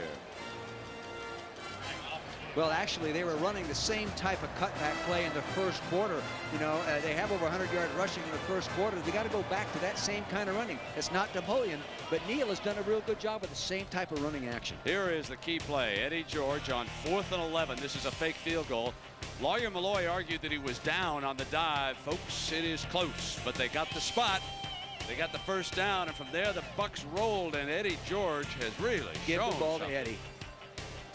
Comes off tackle, got a great block. Nobody around him, so everybody's knocked down. He takes it in for the score. Well over 140 yards rushing in the first half alone for Eddie George. So we're ready now with the second half kickoff. 23-7. Bucks leading the Huskies. I suppose if there's one statistic, you're a Washington fan out in Seattle. The one statistic you want to hear and you want to do something about is the fact that it's 96 yards in penalties against the Huskies and only 8. Is that right? Against the Buckeyes? That is right. Taking a look at the halftime numbers, you can see how Ohio State really came on in that second quarter and dominated time of possession, really took it over there.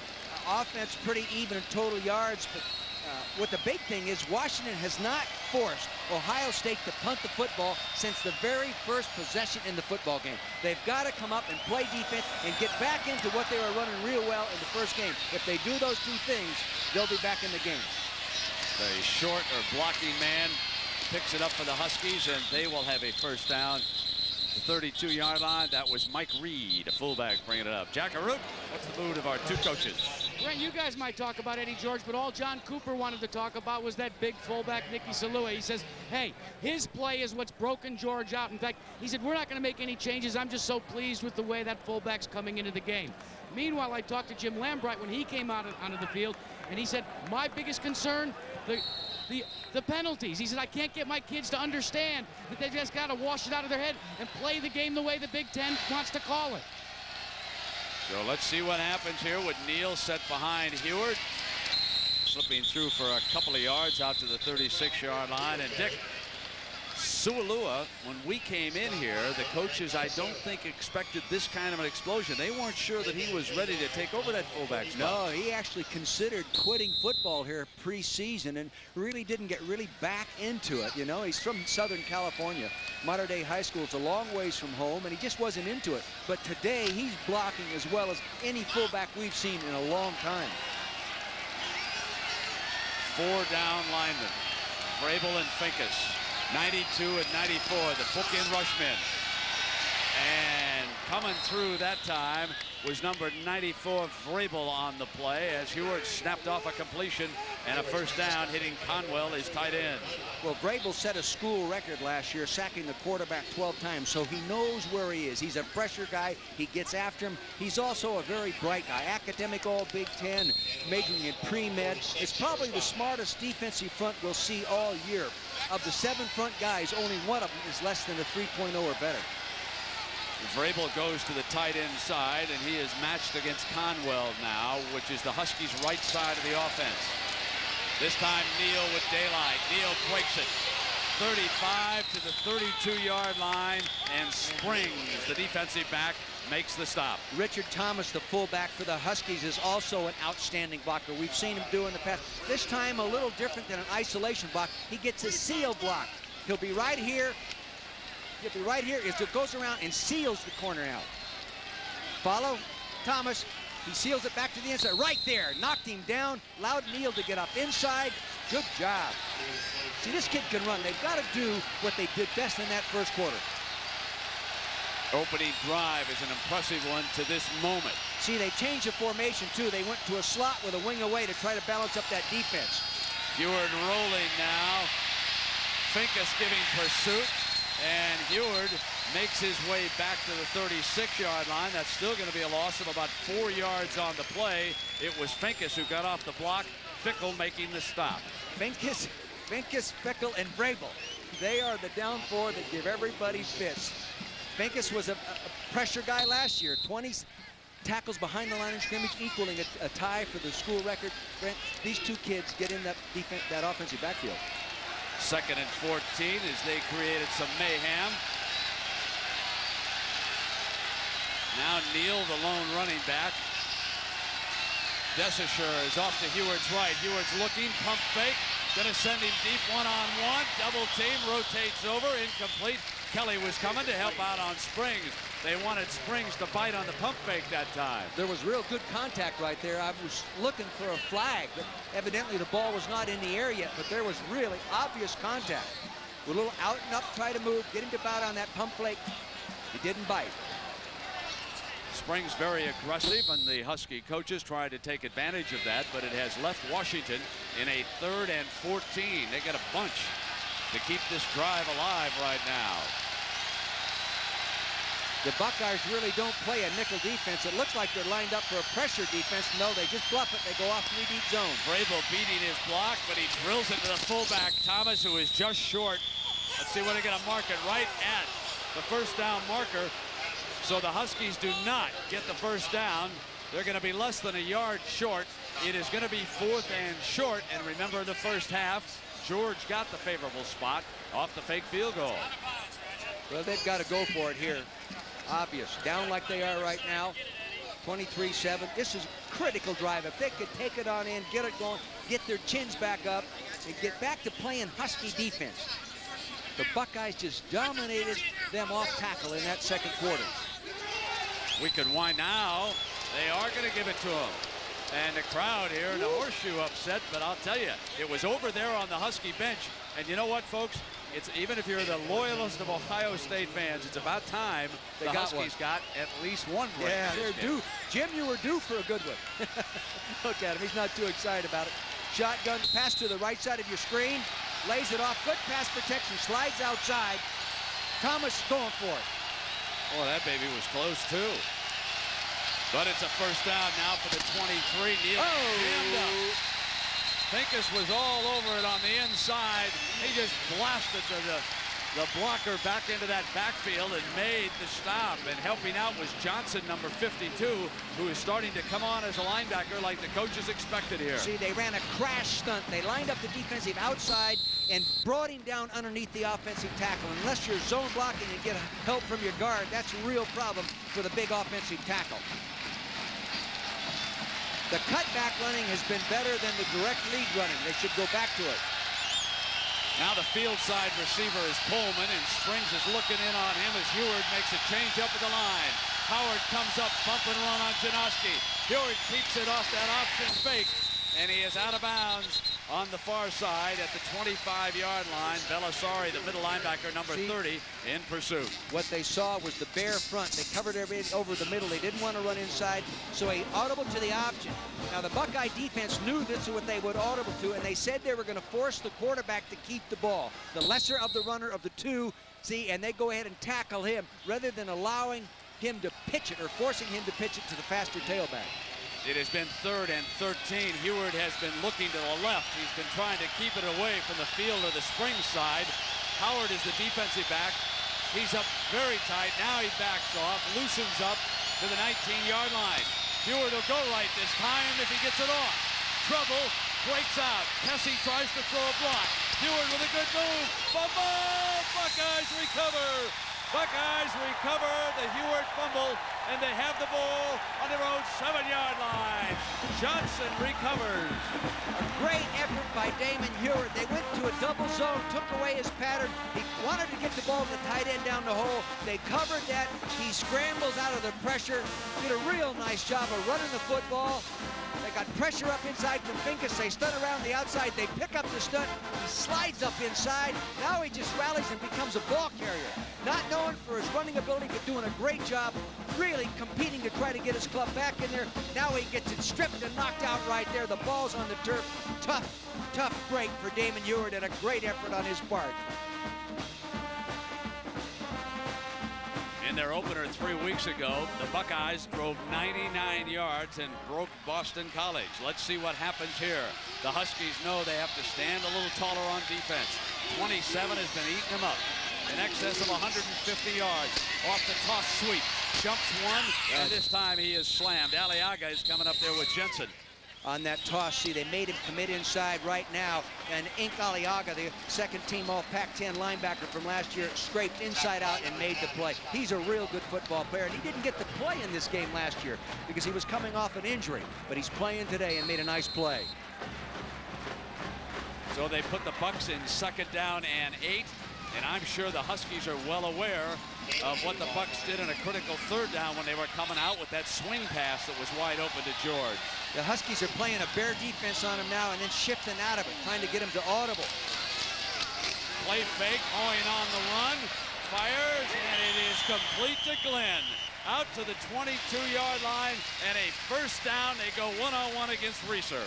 That's the 2nd time in this ball game in a 2nd and long situation. They have made the action fake inside and come outside on the corner against the 1-on-1, and he throws the beautiful strike. Tough to defense that if you allow the quarterback to get outside cleanly like that.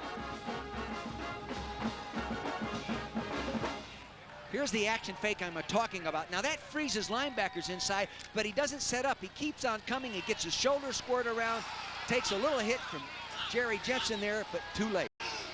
Now with a 1st down, and again that late shift up front. An 8-man front, they overloaded, and Aliaga will clean up on George that time at the 19-yard line. So George with a loss of a few yards. Great job by Deke Devers, 43. He's not the biggest defensive lineman at 6'2", 245, but he's very quick, and he did a good job of getting penetration. When he tried to cut back, he was in the cutback lane. Nice job, Deke. Devers number 43 in this defense. You know, I like these purple helmets. You know that? They switch that color, Brent. I look down there and see that purple helmet. 1974 was the last time they wore them. Jim Owens was a coach. Whipped my fanny up there in that stadium, too, I'll tell you that.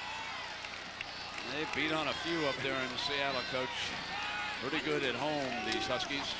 Now Hoyne, protective pocket holes, and Tillman to the 33-yard line, and it looks like it should be another Ohio State 1st down. We'll be close. They gave him a cover 2 zone look and then went to a robber. He read it and went right to the right man. Now see, it shows it too deep right here, but then they don't go too deep. He comes into a robber, he comes in and gets in the zone. Did a nice job. Good read by the quarterback. Excellent pass protection. Gosh, Brent, I think at 59, I could throw that one with that kind of protection. Boy, he was back there beautifully in that protective pocket, wasn't he? Yes, he was. Strong now to the left side. It's an eye. George is behind Sualua. They play fake it, and Hoyne will go Glenn, and he is inside the 45-yard line, working on Ikia Malloy, number 20 on that side, got him one-on-one, and Glenn with that great burst for 21 yards. This is a very difficult pattern to cover at any level, college or pro. When you take the outside receiver in a slot, take the outside guy, run him inside, and take the slot man, we got a little trouble here, and run him up the outside. Telestrator not working perfectly there, but you'll see what I'm talking about. Post pattern outside, out and up by the slot man. They turn him loose. The ball's throwing just a little bit to the outside. If it's thrown in front of him, he's still running. When Fred Puggage told me that Glenn is the finest receiver he's ever seen here at Ohio State, that is saying a lot. And George is coming on as a tailback, and the Buckeyes are again impressive. They were very impressive in beating Boston College in the Meadowlands in their opener.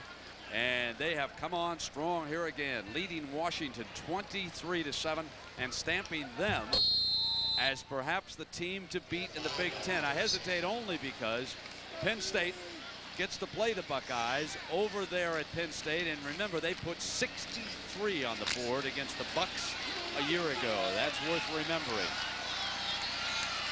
Now it is 2nd down for Hoyne and the Buckeyes, who have marched out from their own 8-yard line.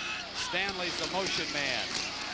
George to that crease in the left side behind Dudley to the 32. You know, Dudley, a pretty good college basketball player here at Ohio State. But Dick, you think his future very definitely is in pro football. And I remember you telling me that all the scouts say, when you talk to them, where are the tight ends? Where are the tight ends? And they say they're in the NBA. Yeah, that's right. And he, you know, is a fine basketball player, but actually he's going to be an NFL tight end. Well, that was good for Northwestern. That wakes him up before the drive to the Rose Bowl. You know, we were raving about the blocking of Nicky Sualua, Brent, and at that time, Jerry Jensen, who was getting blocked early, that time really took him on and did a nice job. So he adjusted a little bit at halftime, got his pads down, and met him deeper into the hole. Another 3rd down. Maybe they'll give Sualua a chance to carry it. go with the main man, and he is taken on right at the point of attack by Jensen and battle back, but his forward progress will be marked down there. We'll see if they give the Bucks the first down. Jensen's a very, very good linebacker. Teamed inside with Ink Aliaga. By the end of the year, that pair is going to be as good, I think, probably as any Pac-10 linebacker pair. They make plays. They need a little more pressure off the corner, especially when Ohio State is in that split back formation running that sweep play. They got to get somebody in the face of that play quickly. Well, they're coming out now to measure this to see if it's a first down.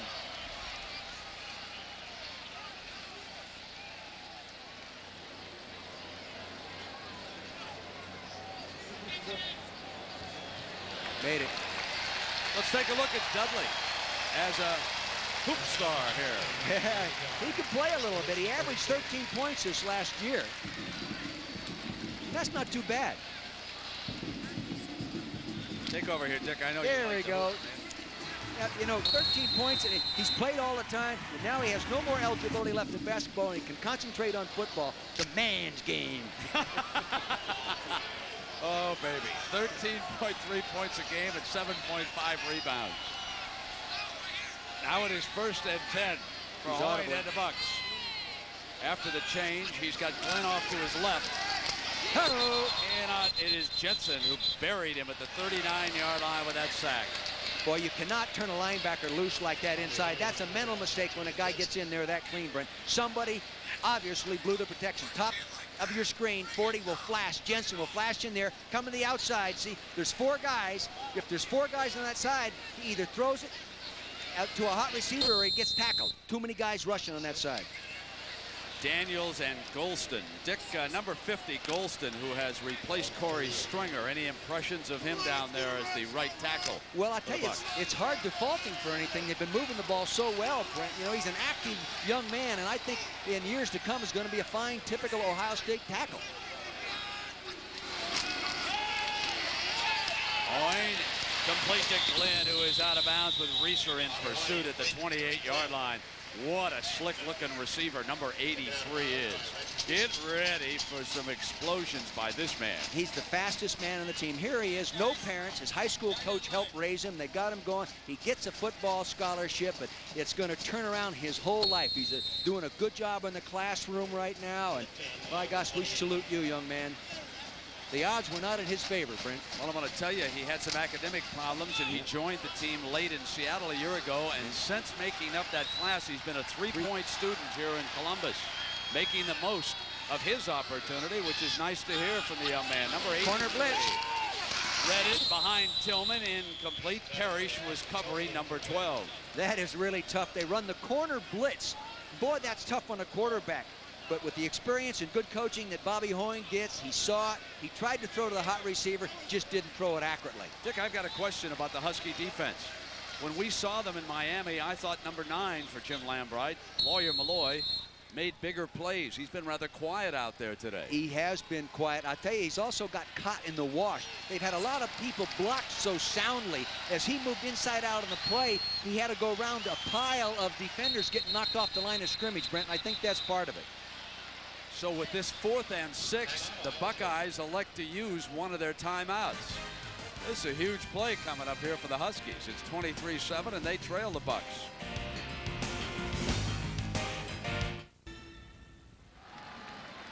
College football on ABC, brought to you by Burger King, where you can get your burgers worth. And State Farm Insurance. Like a good neighbor, State Farm is there. The Horseshoe, Columbus, Ohio. It's the Buckeyes and the Washington Huskies. Ohio State leads it 23-7. 6:19 left in the 3rd. They are passing up a 45-yard field goal attempt. Instead, on 4th and 6, they're going to go with Sualua as the lone running back. Send Dudley out and hit the tight end. Dudley makes a nice stop, but short of the first down. Huskies take over on downs. That's a big miss by the Bucks. It is a big miss, and I really think from here anyway, it looked like Bobby Hoyt came off the slant pattern by Buster Tillman, 17 on the outside, much too quick, and took the short pass way too soon in progression. Well, we'll take a break, but the Huskies have got a life, and Cooper's not happy about it. A tradition like none other. The horseshoe. And Jackaroot climbs to the top to take care of our favorite security guard. Jack, it's Chili's time. Yeah, just, you know, every time we come here, I got to check with the policeman up here. How's it going? It's cold. It's cold. Well, I didn't bring you a coat, but I brought you some baby back ribs from Chili's Grill and Bar. You know, they're one of our sponsors. Oh, lucky me. There you go. Have a good time. Oh, hey, wait a minute. I need the receipt, okay? Is that okay? Thanks. Oh, baby. All right. Let's make it first down.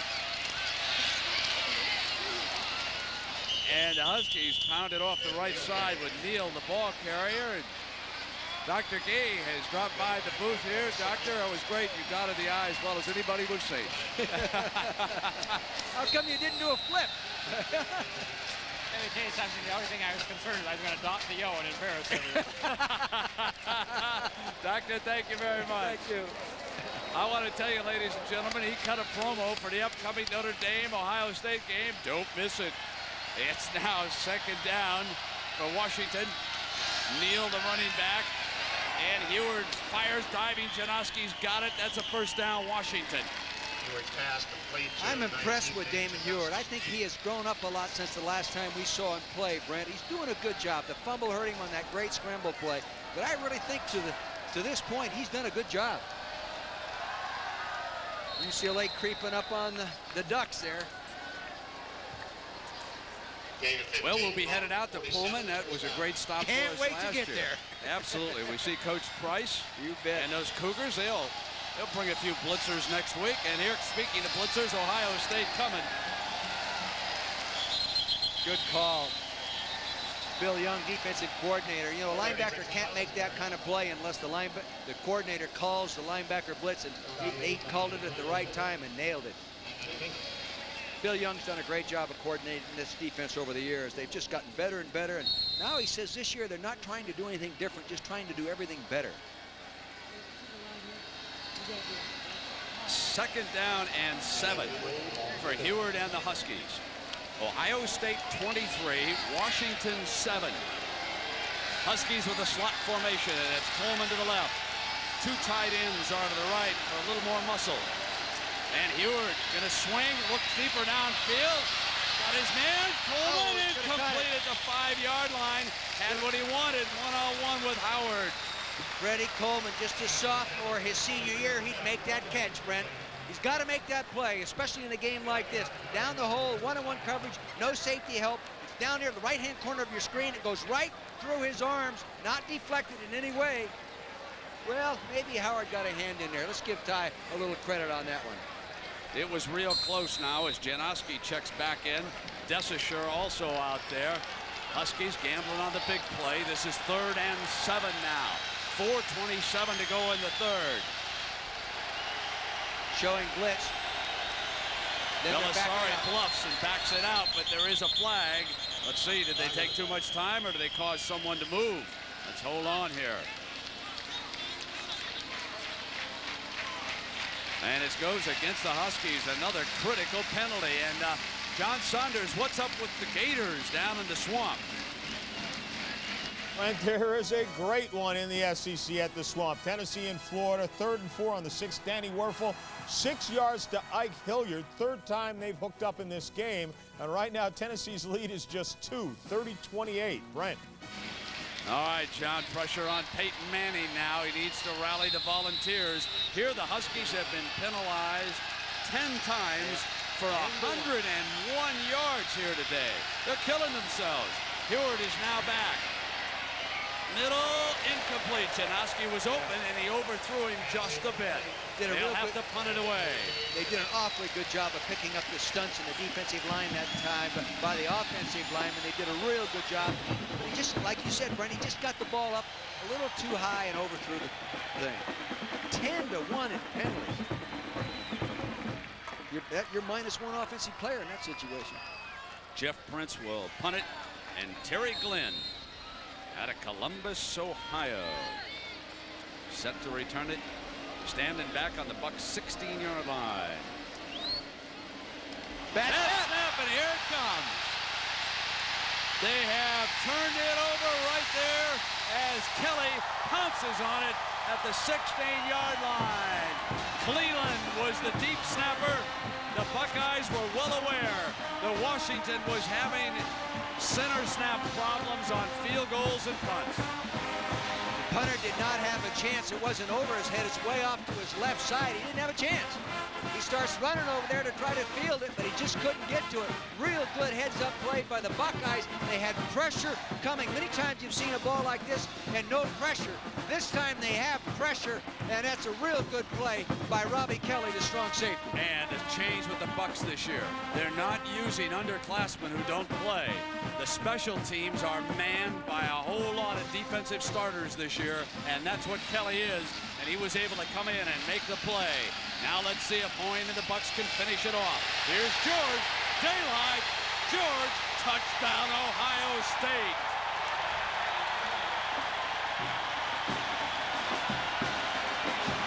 Too many horses at the point of attack. Boy, you give this big horse that much room with no purple helmets tattooing him early. He's going to put it in the end zone. They give it to him deep.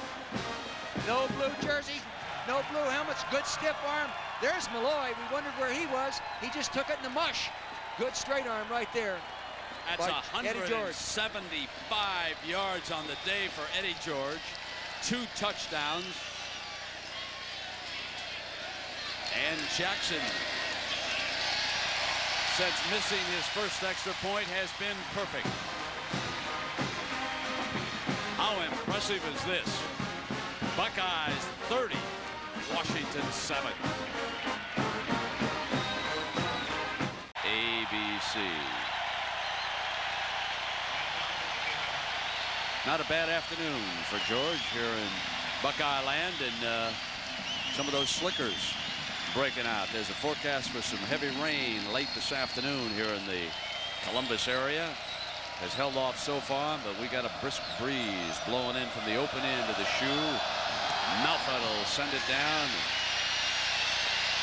Sheehy will take a knee. Some very discouraged Huskies right now. But looking down on the scene, the old Goodyear blimp hovering overhead with that camera focused on the event. You get a very special perspective of the game from that view up there. The Goodyear blimp Spirit, based in Akron, Ohio, providing us with that wonderful view.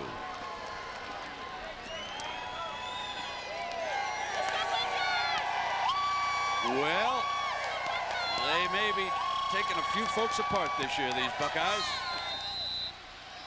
Little surgery going on, but a very tough road ahead. Vrable and Finkus again down at the defensive ends. Heward up at quarterback. Samus, the fullback, to the slot.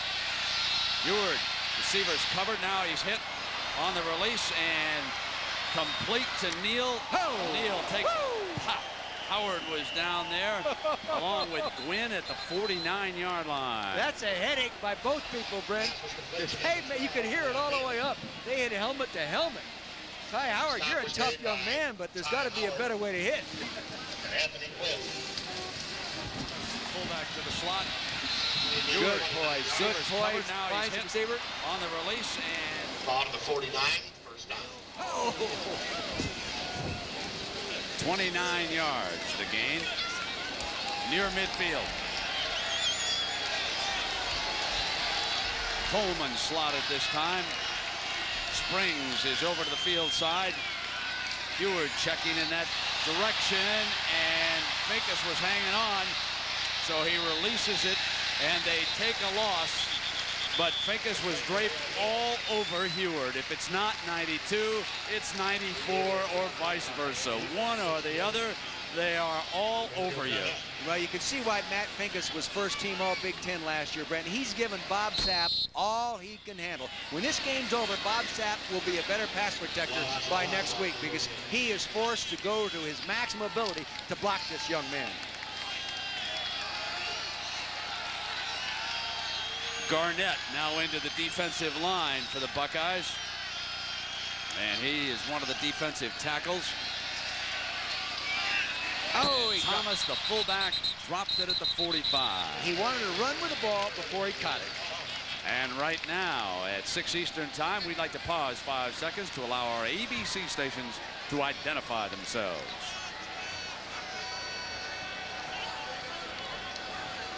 With Dick Vermeil and Jack Arute, I'm Brent Musburger. 2:36 to go here in the third quarter. Ohio State leading Washington 30-7.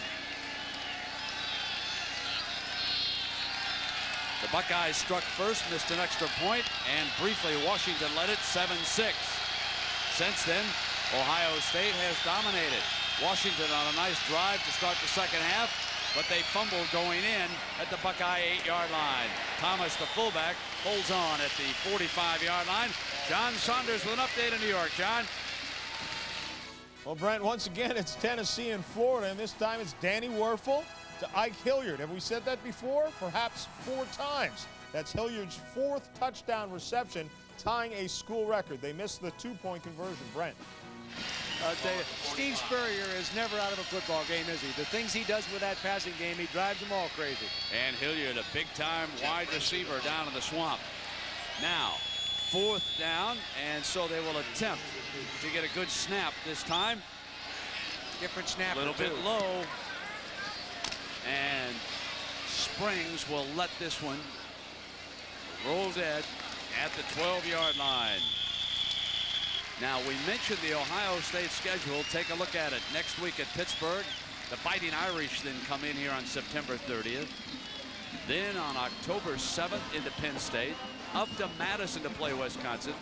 Purdue and Iowa come in. It's up to Minnesota. Illinois comes in with Simeon Rice. Indiana on the 18th, and finally at Ann Arbor. So they still must play at Penn State and at Michigan before the season's over. If Ohio State should happen to run the table, oh, will they deserve a top ranking then? That is some schedule they face.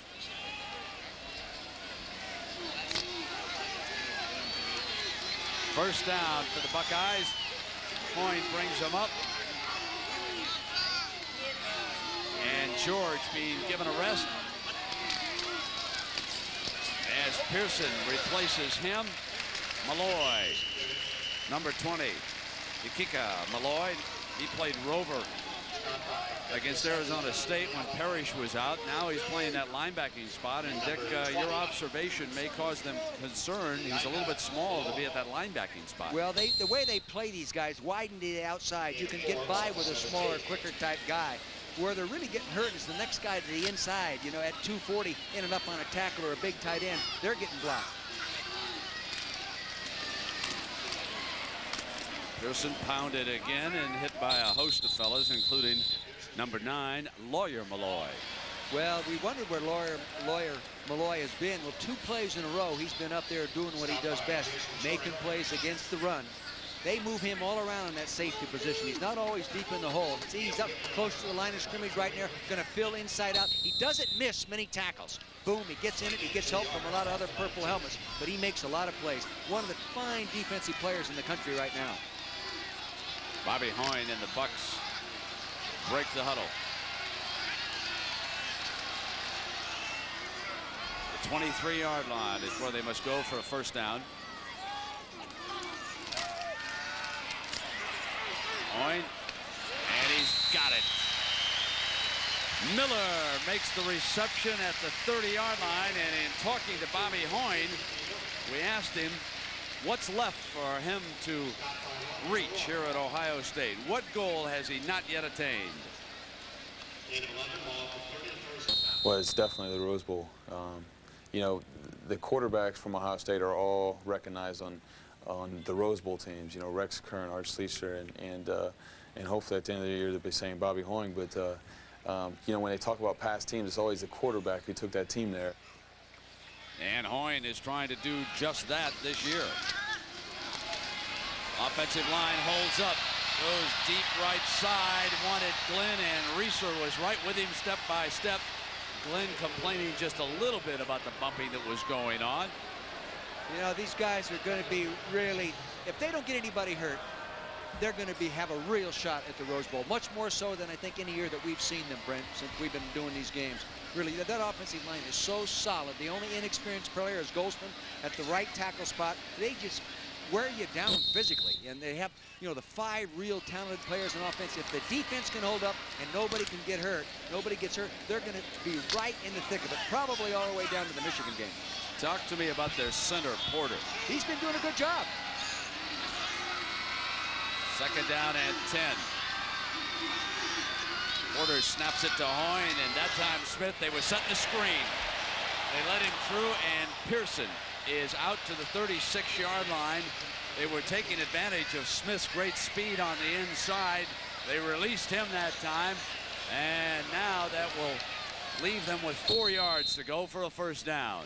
Pearson turned back away from a screen wall. If he just stays with his screen wall, it's an effective play, but he cut back. And that's what sometimes kids do coming off the bench that aren't really in the rhythm of the game. They get too excited, too nervous, and they don't make the right moves. He made the wrong move. Into 3 quarters, and we'll return with more between Washington and Ohio State after this message and word from our ABC station.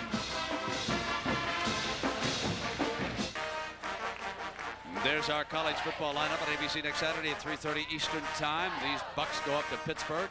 Texas A&M with a big one at Colorado. Michigan State plays Purdue. UCLA and Washington State. And Mississippi State will play Tennessee. So check your local listings. See what's on in your area. It's 30-7. Buckeyes with a lead here, and it's 3rd and 4.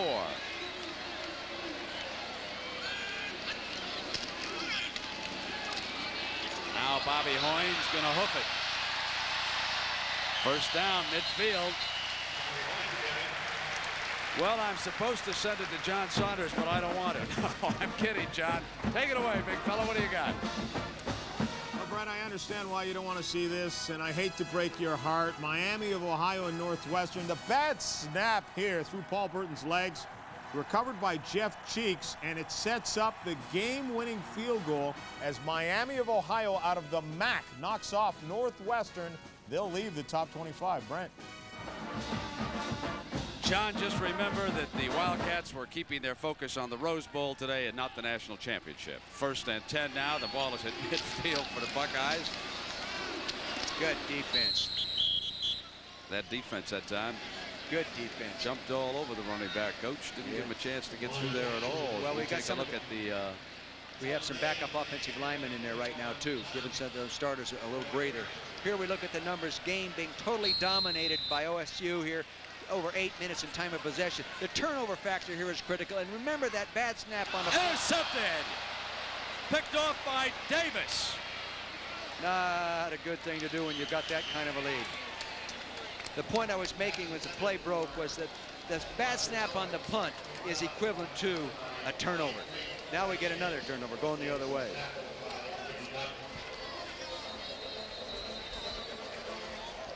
See the movement in the defense. They handle the rush good. It's a quick, short stop. He just doesn't see the inside-out player right there. It's Davis. Reggie Davis, 23, steals it. Huskies with a chance when we come back. Let's go! The final 15 minutes, the Horseshoe, Columbus, Ohio. The Buckeyes leading the Washington Huskies 30-7, and Fortney has checked in at quarterback. And let me tell you about this young man, having watched him yesterday in practice. He's a fine-looking runner. In fact, he was a 400-meter man when he was back in high school. He can also throw it a bit. He has Sheehy as a running back, and Fortney on first down takes it to the end zone and incomplete. Boy, you talk about real nice coverage. What a good corner Sean Springs in. We've talked about him, Brent, but you see that? He just coached and covering the guy. No challenge for Sean Springs. No wonder where everybody around here is raving about him. But this young guy has great movement, Shane Fortney. As you said, a district champion in the 400 meters. Last year he played in 8 games, all on special teams. His father was a basketball player in eastern Montana in Billings. And Shane Fortney now with a chance to see if he can move the ball club. They show blitz against him. Good blocking. Receiver covered, now steps to the right, fires, complete, touchdown, Washington. Coleman, and they were working against the first string defensive backfield of the Buckeyes. There have been a couple of substitutions in the defensive line, but that's a 31-yard strike, and folks, that was impressive. It really was, because he threw that ball just flat. It wasn't a ball where he put air underneath it. Coleman, 22, right side of your screen, working up underneath the zone. Now he gets on the safety, he looks back, he sees the scramble situation, he goes deep, puts his hand, now he's on the strong safety, Kelly right there, but that ball was thrown on a line drive. I mean, that was a zipper. Now they'll go for 2. And just like that, off the Hoyne interception, the backup quarterback strikes for the Huskies. Movement on the defensive line. Thomas batters, and he's going to be stood up at the 2-yard line. Nothing doing. So it's 30-13 as the Buckeye defensive wall holds down there on the 2-point try. But the Huskies not quite yet dead, and you got to wonder if they'll try an onside kick here immediately in the 4th quarter. We'll find out when we come back. I see the good hands people for the Buckeyes are getting ready. Face the unbeaten Steelers who are on the road. Mike Tomczak is taking over. And now let's see what happens here with Wales kicking it off, what they elect to do. Buckeyes are back deep, and they'll take it deep. Oh, it is Springs, and he's dangerous. They turn him back on the inside. Still, he gets to the 30-yard line, and we check in right now with John Saunders. John? Brent, UCLA is a banged-up team, and a guy who's had some knee trouble is Skip Hicks. This is his first carry of the year, and he makes the most of it. Watch this, punishing tacklers, and then to the end zone for the touchdown. 52 yards. The game is now tied at 24 apiece. Brent. Oh, the Bruins right back in that one. Yeah. That's a dandy. And we see that there's an injured Buckeye that's player, Dave Becker. You know, he's a guy that they recruited a few years ago, Dave Becker, and he went into the Major League Baseball. Actually into the Toronto Blue Jays chain, and then finally gave a baseball and decided to become back here and be a linebacker. They expect good things from him. They have a real good training staff here, led by Bill Davis and Doug Collin and Mike Bordner. They know what they're doing. Well, now, would you be surprised if number 27 trotted back out there, folks? I would be surprised. Well, don't be, Coach, because he's in that huddle. They're taking no chances now. They had a lot of second unit guys in there. Obviously, Cooper not playing up to the, you got to score a lot of points to get the votes from the voters for my number, you know, move up in the polls. Because of the Big Ten's affiliation with the Rose Bowl, doesn't affect him as much. So let's hope that Becker will be all right. You can see Demetrius Stanley, Hoynes in the huddle, Sualua, and Eddie George into the Buckeye backfield. Miller is the wide receiver to the left. Dudley the tight end, and Stanley goes in motion. And they'll see if George can control the clock a little bit. Jitterbugs around, and the Huskies were ready. Aliaga led the defenders that time. I know, you know, you were talking about Sualua, that he doesn't really enjoy school, and he's not really thrilled about football with all that practice and all that. But the one thing he loves to do is block and eat. He likes to eat. But I mean, he can really block that tank can. Look at him, 265-pound fullback. Of course, he's really a guard, just moved back away from the line of scrimmage. Second down now. The Huskies are going to try to hold here on this series. Get the ball back as quickly as they can. Shifting in that defensive front, but that Buckeye offensive line has held tough. George coming into the crease, could not swing free. Malloy, this was Ikika, number 20.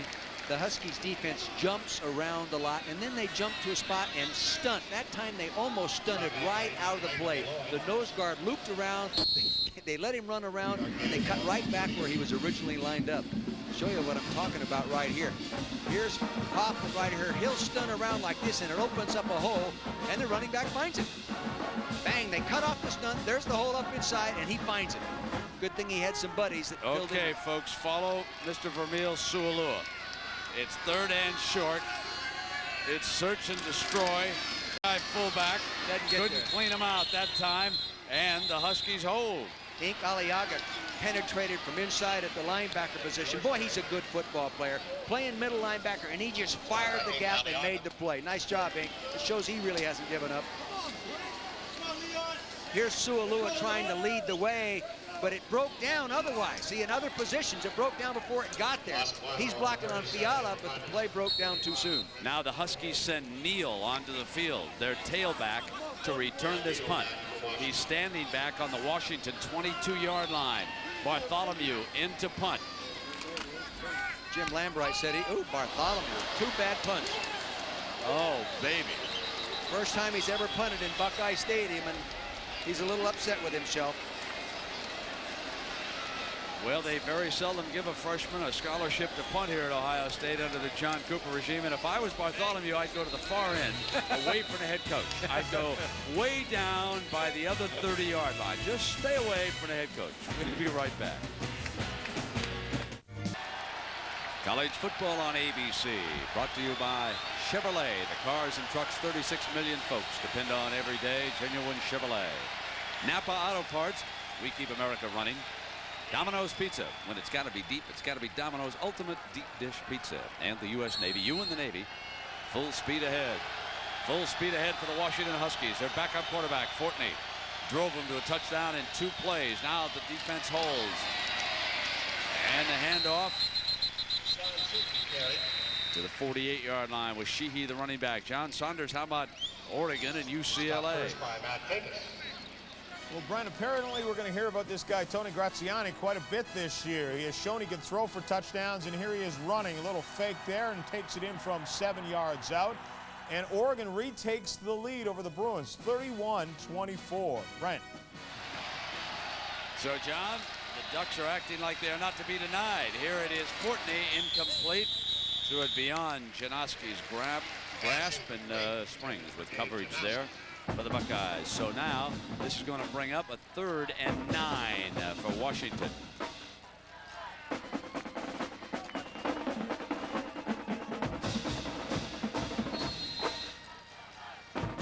Vrable and Finkus back on the field as the bookend defensive ends, number 92 and 94.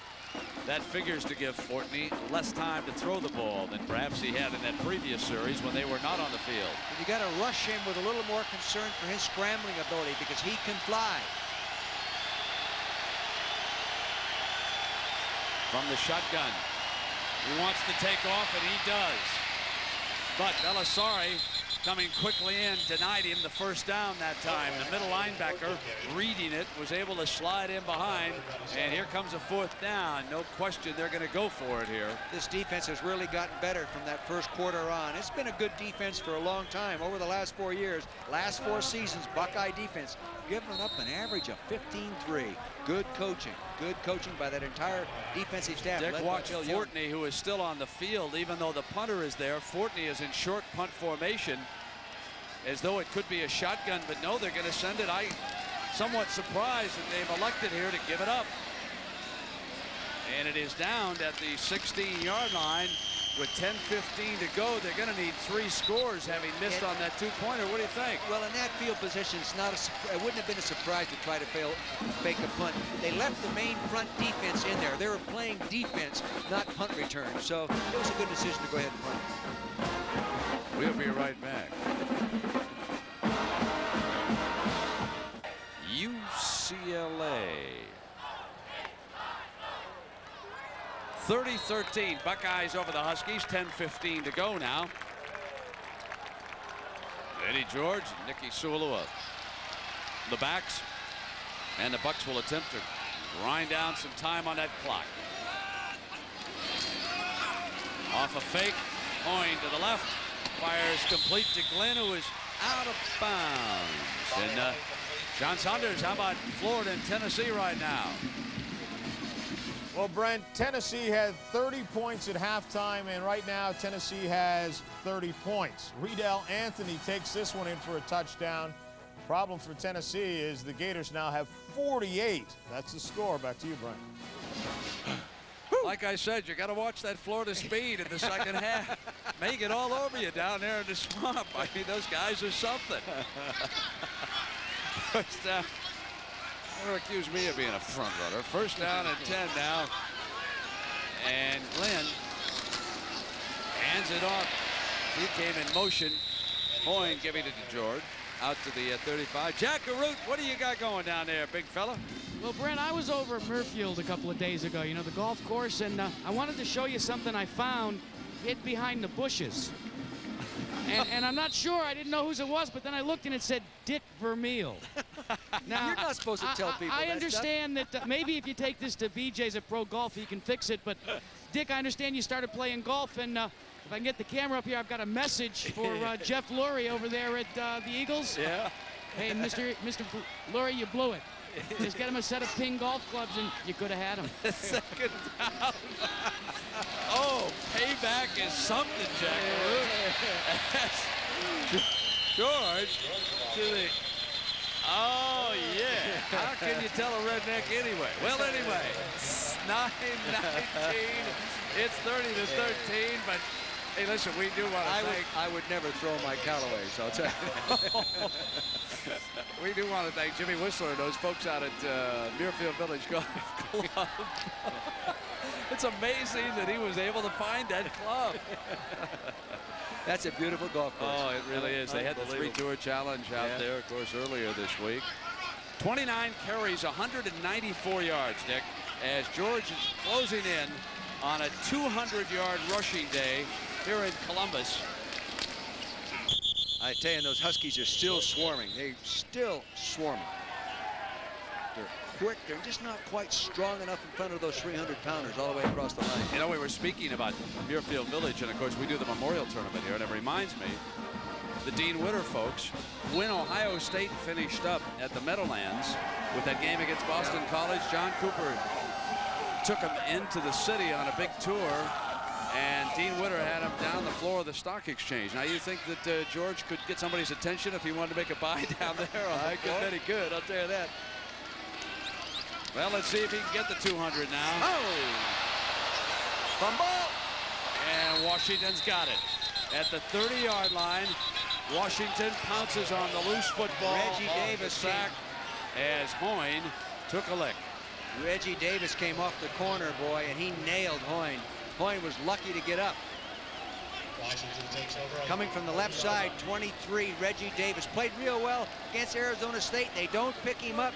Rashawn Daniels is supposed to move to the outside and pick him up. And I'll tell you, Hoyne looks like he's down for the count there. Tough as he is, he gets up and comes to the bench. Now Wiggs made the recovery. So 8 minutes and 7 seconds to go.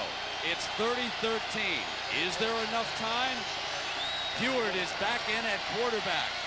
They're going to bring Deshaure off the fake end around. Neal still battling to the 23. So they gave it the end around look, and Neal kept it. See, that slows down the inside-out reverse. Now, Bolasari, number 30, thinks he tackled him and had him down to the ground, and Greg is really upset about it, talking to the referee. But they didn't call it that way. Maybe the Huskies get a good call for a change here.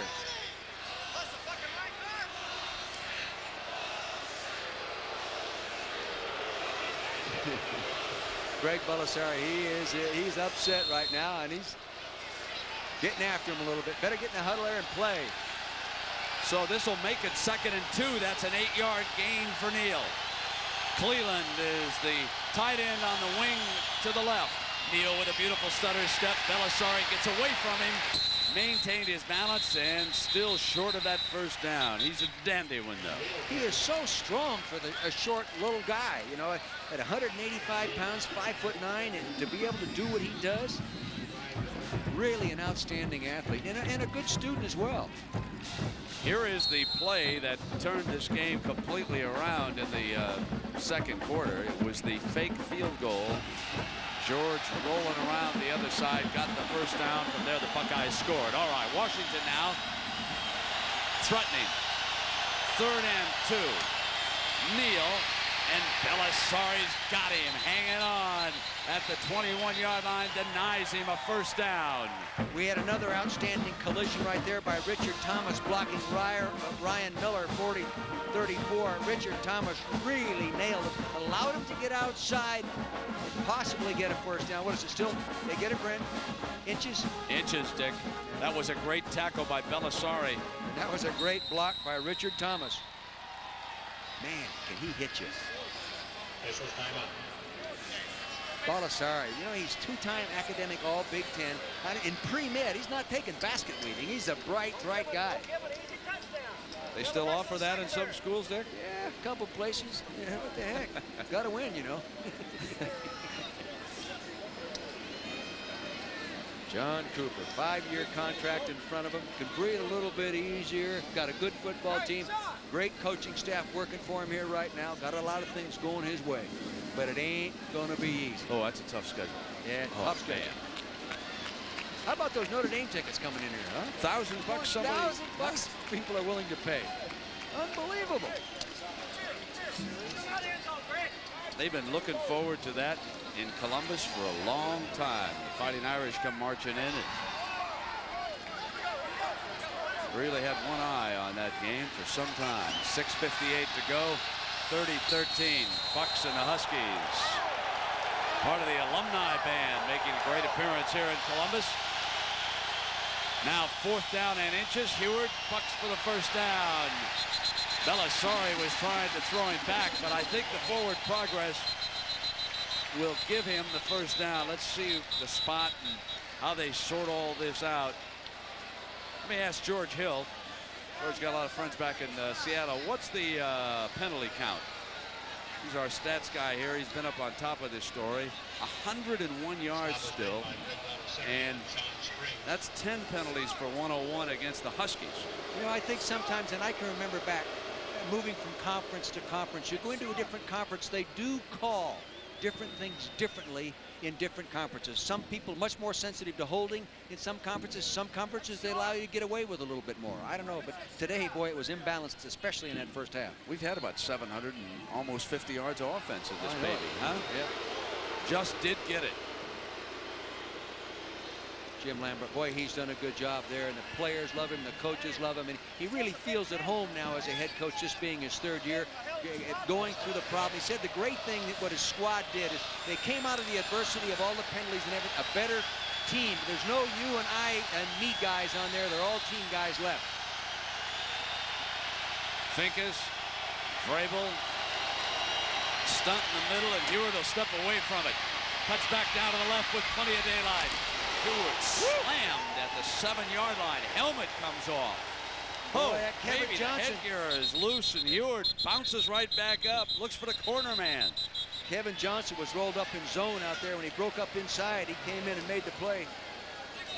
This is Gwynn coming up from that free safety spot to deliver the blow, and he looks like he got the worst of it, Coach. Yes, he did.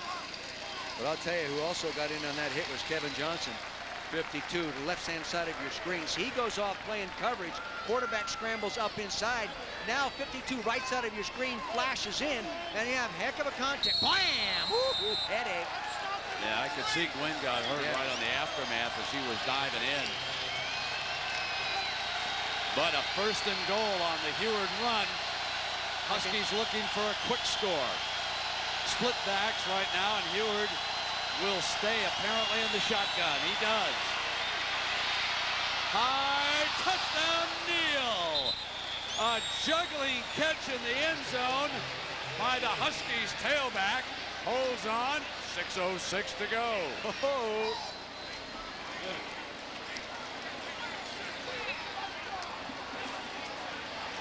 Go for 2. Well, they're going to kick it. I sort of give up figuring out what they're going to do. Down by 11, you normally go for 2. Wales is in. Fortney again, the holder.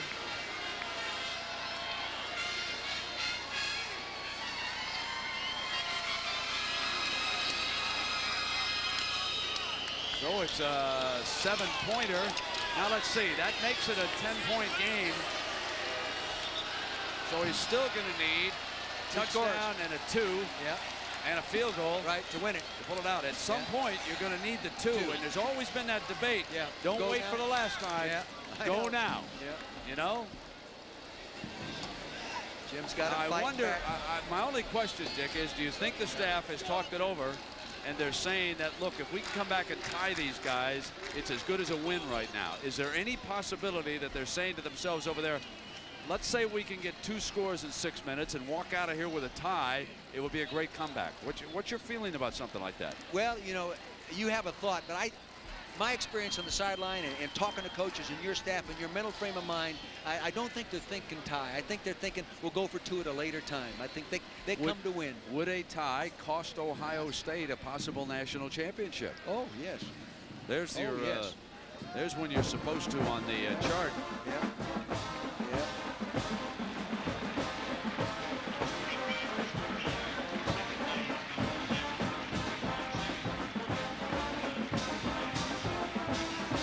Neal did a heck of a job. You know, overlooked in this, that was some grab in the end zone. We'll get an opportunity here to show it to you again. There were Buckeyes all over him down there in the end zone, and the young man stayed right with it. Now, they short kick this one. And Springs is out to the 29-yard line. And here comes Bobby Hoyne and the Buckeyes offensive line. Let's take another look at this score by Neal. It was an impressive catch in the end zone. I don't know how he saw the ball coming at him. Right side of your screen, he comes out of the backfield. There was really an illegal play on that. The offensive right tackle on that play tripped the defensive lineman who beat him to the inside and got away with it. That was Bob Sapp outsmarted him that time. He was beaten inside and he tripped the defensive end and allowed the quarterback to get the ball off. Ingenuity, got to think on your feet. Now Eddie George is one of the split backs, 196 yards for number 27. Sualua leads him on the sweep. Can this be 200? No, he is denied. And Fiala is there. Ritchie, number 97, also down in the bottom of that pile. And the Huskies trying to get it back here. See, and 5:40. Randy Hart, the defensive coordinator, and staff have made a good adjustment against that split back sweep play. See, they got somebody up in the face of the play, turned it back right away so the inside out pursuit could make the play. Good adjustment by Randy Hart and his defensive staff. First half, they really hurt him with that sweep play. Now Hoyne and the Bucks come up to the line. The offensive line has gone the distance. 2 tight ends.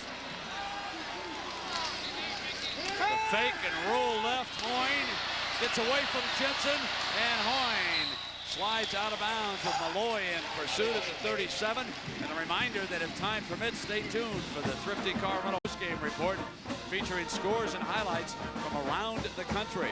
Here are our score: Ohio State 30, Washington 20. Washington led it at one time, 7-6. Then a field goal boosted the Bucks up to a 9-7 lead. They've had it ever since. 4:45 to go now, and the Buckeyes looking for a first down on this 3rd and 3.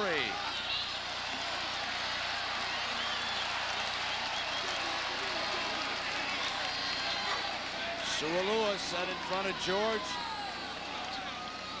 Pair of tight ends. Buckeye power. Trying to get him to jump off, and they have not. Play fake and a throw for it. Hoyne does. High cut. Out of bounds. They get it. Very good call. At midfield, it was Glenn. 2 things done real well there by Joe Hollis, the offensive coordinator and staff. 2 things. 3rd down, they're going to try to draw him offside first time with a long count, and then they don't get him offside, so they come a roll out, get him outside the pressure, and throw the high percentage out pattern. How would you like to be choosing the 2 wide receivers on the all Big Ten team this year? You got Ingram and Scott at Penn State. You've got this young man, Glenn, right here at Ohio State. Don't overlook Toomer up there at Ann Arbor. Mercury Hayes. He's a dandy. Mercury Hayes is there. Oh, there's some fine wide receivers in the Big Ten. They've got to go ahead and gamble on defense and come with some blitzes and try to throw them for losses. Here they come. And George steps away. Only 1 yard with Greenlaw making the pop. John Saunders, what's up? Well, Brent, give Johnny Majors some credit. He's got his team moving again against Texas. Demetrius Harris, 18 yards here on a 2nd and 6, and Pitt has taken the lead on the road, 27-24. Brent. Doesn't take Majors long. Not too long. The old cagey fox. Lou Holtz ought to think about that situation. Remember, Johnny was sick, came back, didn't have a job. Hoyne with George, and this is Dudley. 80 is the H-man. Gonna block for him. Good defense. Boy, those kids are swarming, Brent. Jensen is there. Dudley's got to find somebody to put a helmet on in that situation. He stood there and was a spectator. There's so many purple helmets rallying to that ball. You can block them. They're not staying blocked. Real good stamina in that front. They haven't shown the fact that they might be wearing down. They've regained their second wind a little bit, and they're coming after them. 3 minutes to go. Washington with 3 timeouts, and that clock is starting to get critical on them. It's down inside of 3 minutes now.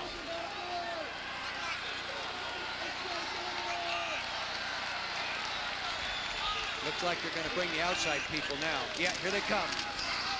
Look out, running room for George. That should do it. That should boost him over 200 yards on the day. Eddie George, 206 yards for the Ohio State tailback. He barges into consideration for the Heisman Trophy here this afternoon in Columbus. I'll tell you, he's done an outstanding. That's the 3rd time in his career he's rushed for over 200 yards. That's really early in the season to do it the first time this year. 1,000-yard running backs, 41 of them in NCAA 1A last year. 41 of them, and he's one of them, and maybe the best. Only player, as we said, in the history with 3 200-yard games. Came in leading with 2. Now he's got 3. He's probably going to have 3 or 4 more before the season's over. Boy, I sure thought Archie'd had a pair, but yeah. Archie had 2. I thought. I don't remember now, but I was just thinking about his. He's the only fellow that won a couple of Heisman. See, not in the same season. Yeah, that would be the difference. Yeah. Different years. Yeah. Yeah. Archie wasn't too bad, you know. Archie was a pretty good player. Still here. They think he does an outstanding job in the athletic department here. He does. Yeah. Nice fellow. In fact, they like him so much, I saw his picture in the Penn State yearbook, or press book. They really like him around this conference.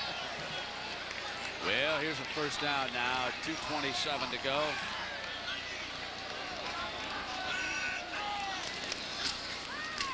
George again. And George runs it to the 34-yard line, down to 2 minutes. He's a 4'5", 40 guy at 230 pounds, 6'3". When you first look at him, you think he's a tight end. But then you watch him run and all his moves, he has good hands. He has the whole package. Better football player this year than last. And running behind this big offensive line, Brent, real an advantage. Calhoun, his fullback now. Let Calhoun do it. They're just giving it to 2-7. And you know the genuine Chevrolet most valuable players of this game, no surprise from Ohio State. You're looking at him, Eddie George, and number 12 from Washington, Leon Neal, a standout today. And in celebrating its 25th year of sponsorship, Chevrolet will donate $1,000 to each school's General Scholarship Fund to reward outstanding students for their academic achievements and to assist those in financial need. We'll come back and wrap up what appears to be an Ohio State victory in a moment. So we are back for the final 127. You know, early in the game, people were with us. You know that I sounded off about used computers and not humans because I think it's an enormous conflict of interest to have people voting for games where there's that much money on the stake. And I'm somewhat surprised that so many quality newspapers and television stations are allowing people to get involved in this particular process. But in looking at the one computer readout in the USA Today, Sagarin had Ohio State rated 4th off of that win against Boston College. Somewhat interesting. Now, Hoyne on a fake rolls over here to the right, and he's going to keep it. Oh, baby, he's going to bust one to the 10. And Malloy tosses him out of bounds. It's cleanup time in Columbus. That was a counteraction sweep all the way. You can throw off it too. They flow one way, and they brought the fullback underneath, and he becomes a lead blocker. He'll fake the play, going to his left. Now the fullbacks, Su'Alua comes underneath there on that act. He can throw it to him, or he can get the block when he gets downfield. Oh, that's an old San Francisco 49er Bill Walsh play. In the NFL, they throw it more than they run it. 25 yards on that particular run. Down toward 1 minute. And now Pepe Pearson, who has replaced George after his brilliant afternoon, running it. And the Buckeyes content, although, you know, here's a situation with the way things are. A touchdown in the paper to people who haven't watched it looks a lot more impressive, I suppose, if you're going at 37-20. Yeah. But you hate to do this to somebody on the other side, you know? Well, you know, John earlier in the third quarter was pulling guys out. He was rotating offensive linemen out, defensive people out of there, and all of a sudden the Huskies are back in it, and he's forced to get those guys back in there. I think he is forced to try to score. Yeah, I agree. Penn State put a number on the board. Of course, Florida State, Nebraska, they certainly figure to stay 1-2, don't they? They both exploded today. No problem there. And no argument with those two quality teams either, by the way. Those are fine football teams. Well, let's see. There is the top 25. And that was the quick Washington schedule there. Looking at that, there's some of their problems down the road. They've got, there we are, top 3. Florida coming back with a good comeback. Auburn goes later, SC later. Penn State dropped to 7th. Tennessee, Colorado, and there are the Buckeyes down in 10th place. I'll tell you, I think the way when we saw Colorado, I believe Colorado's going to move up there somewhere. All they have to do is, hey, but that big one, the Texas A&M coming up. And then they got to get ready for a home game against you-know-who a little bit later, Nebraska. So, final minute winding down in Columbus. Pearson searching. Good job by Aliaga. Washington. Really nice job by Ink Aliaga, the inside linebacker, scraping off on that. Really a good, strong play by him. They wanted to come back inside. They had it sealed off, and he just filled it perfectly. Good hustle by Richie. Everybody else getting to the ball. Not ready to concede a touchdown at the end of the ball game. Good. Here's Aliaga right here playing inside linebacker. Now watch him scrape to the inside to the left. Now whang, he moves back in there, stacks it up, gets some help from the inside from Devers. Good team defense. Not going to concede anything regardless of 50 seconds or not. Good character football team. They're going to make a run at this Pac-10. 50 seconds. Heward.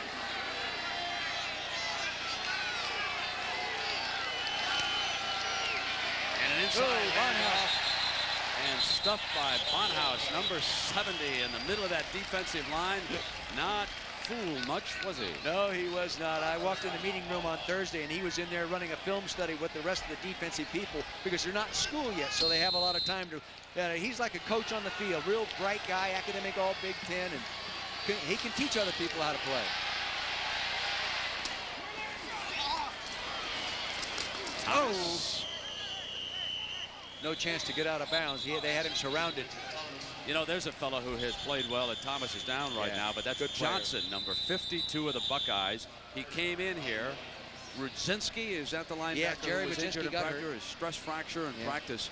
And number 52, who came in here, I believe it was from a junior college. Transfer from Northeast Oklahoma, really well he flashes into plays. You know, what he lacks in experience within the system, he makes up an innate athletic ability because when he sees it and it's defined, he can get there quickly. And Thomas down here banged up a little bit. Good player. He's married. I'm sure his wife, Christy, and daughter, Marianne, are sitting home watching him.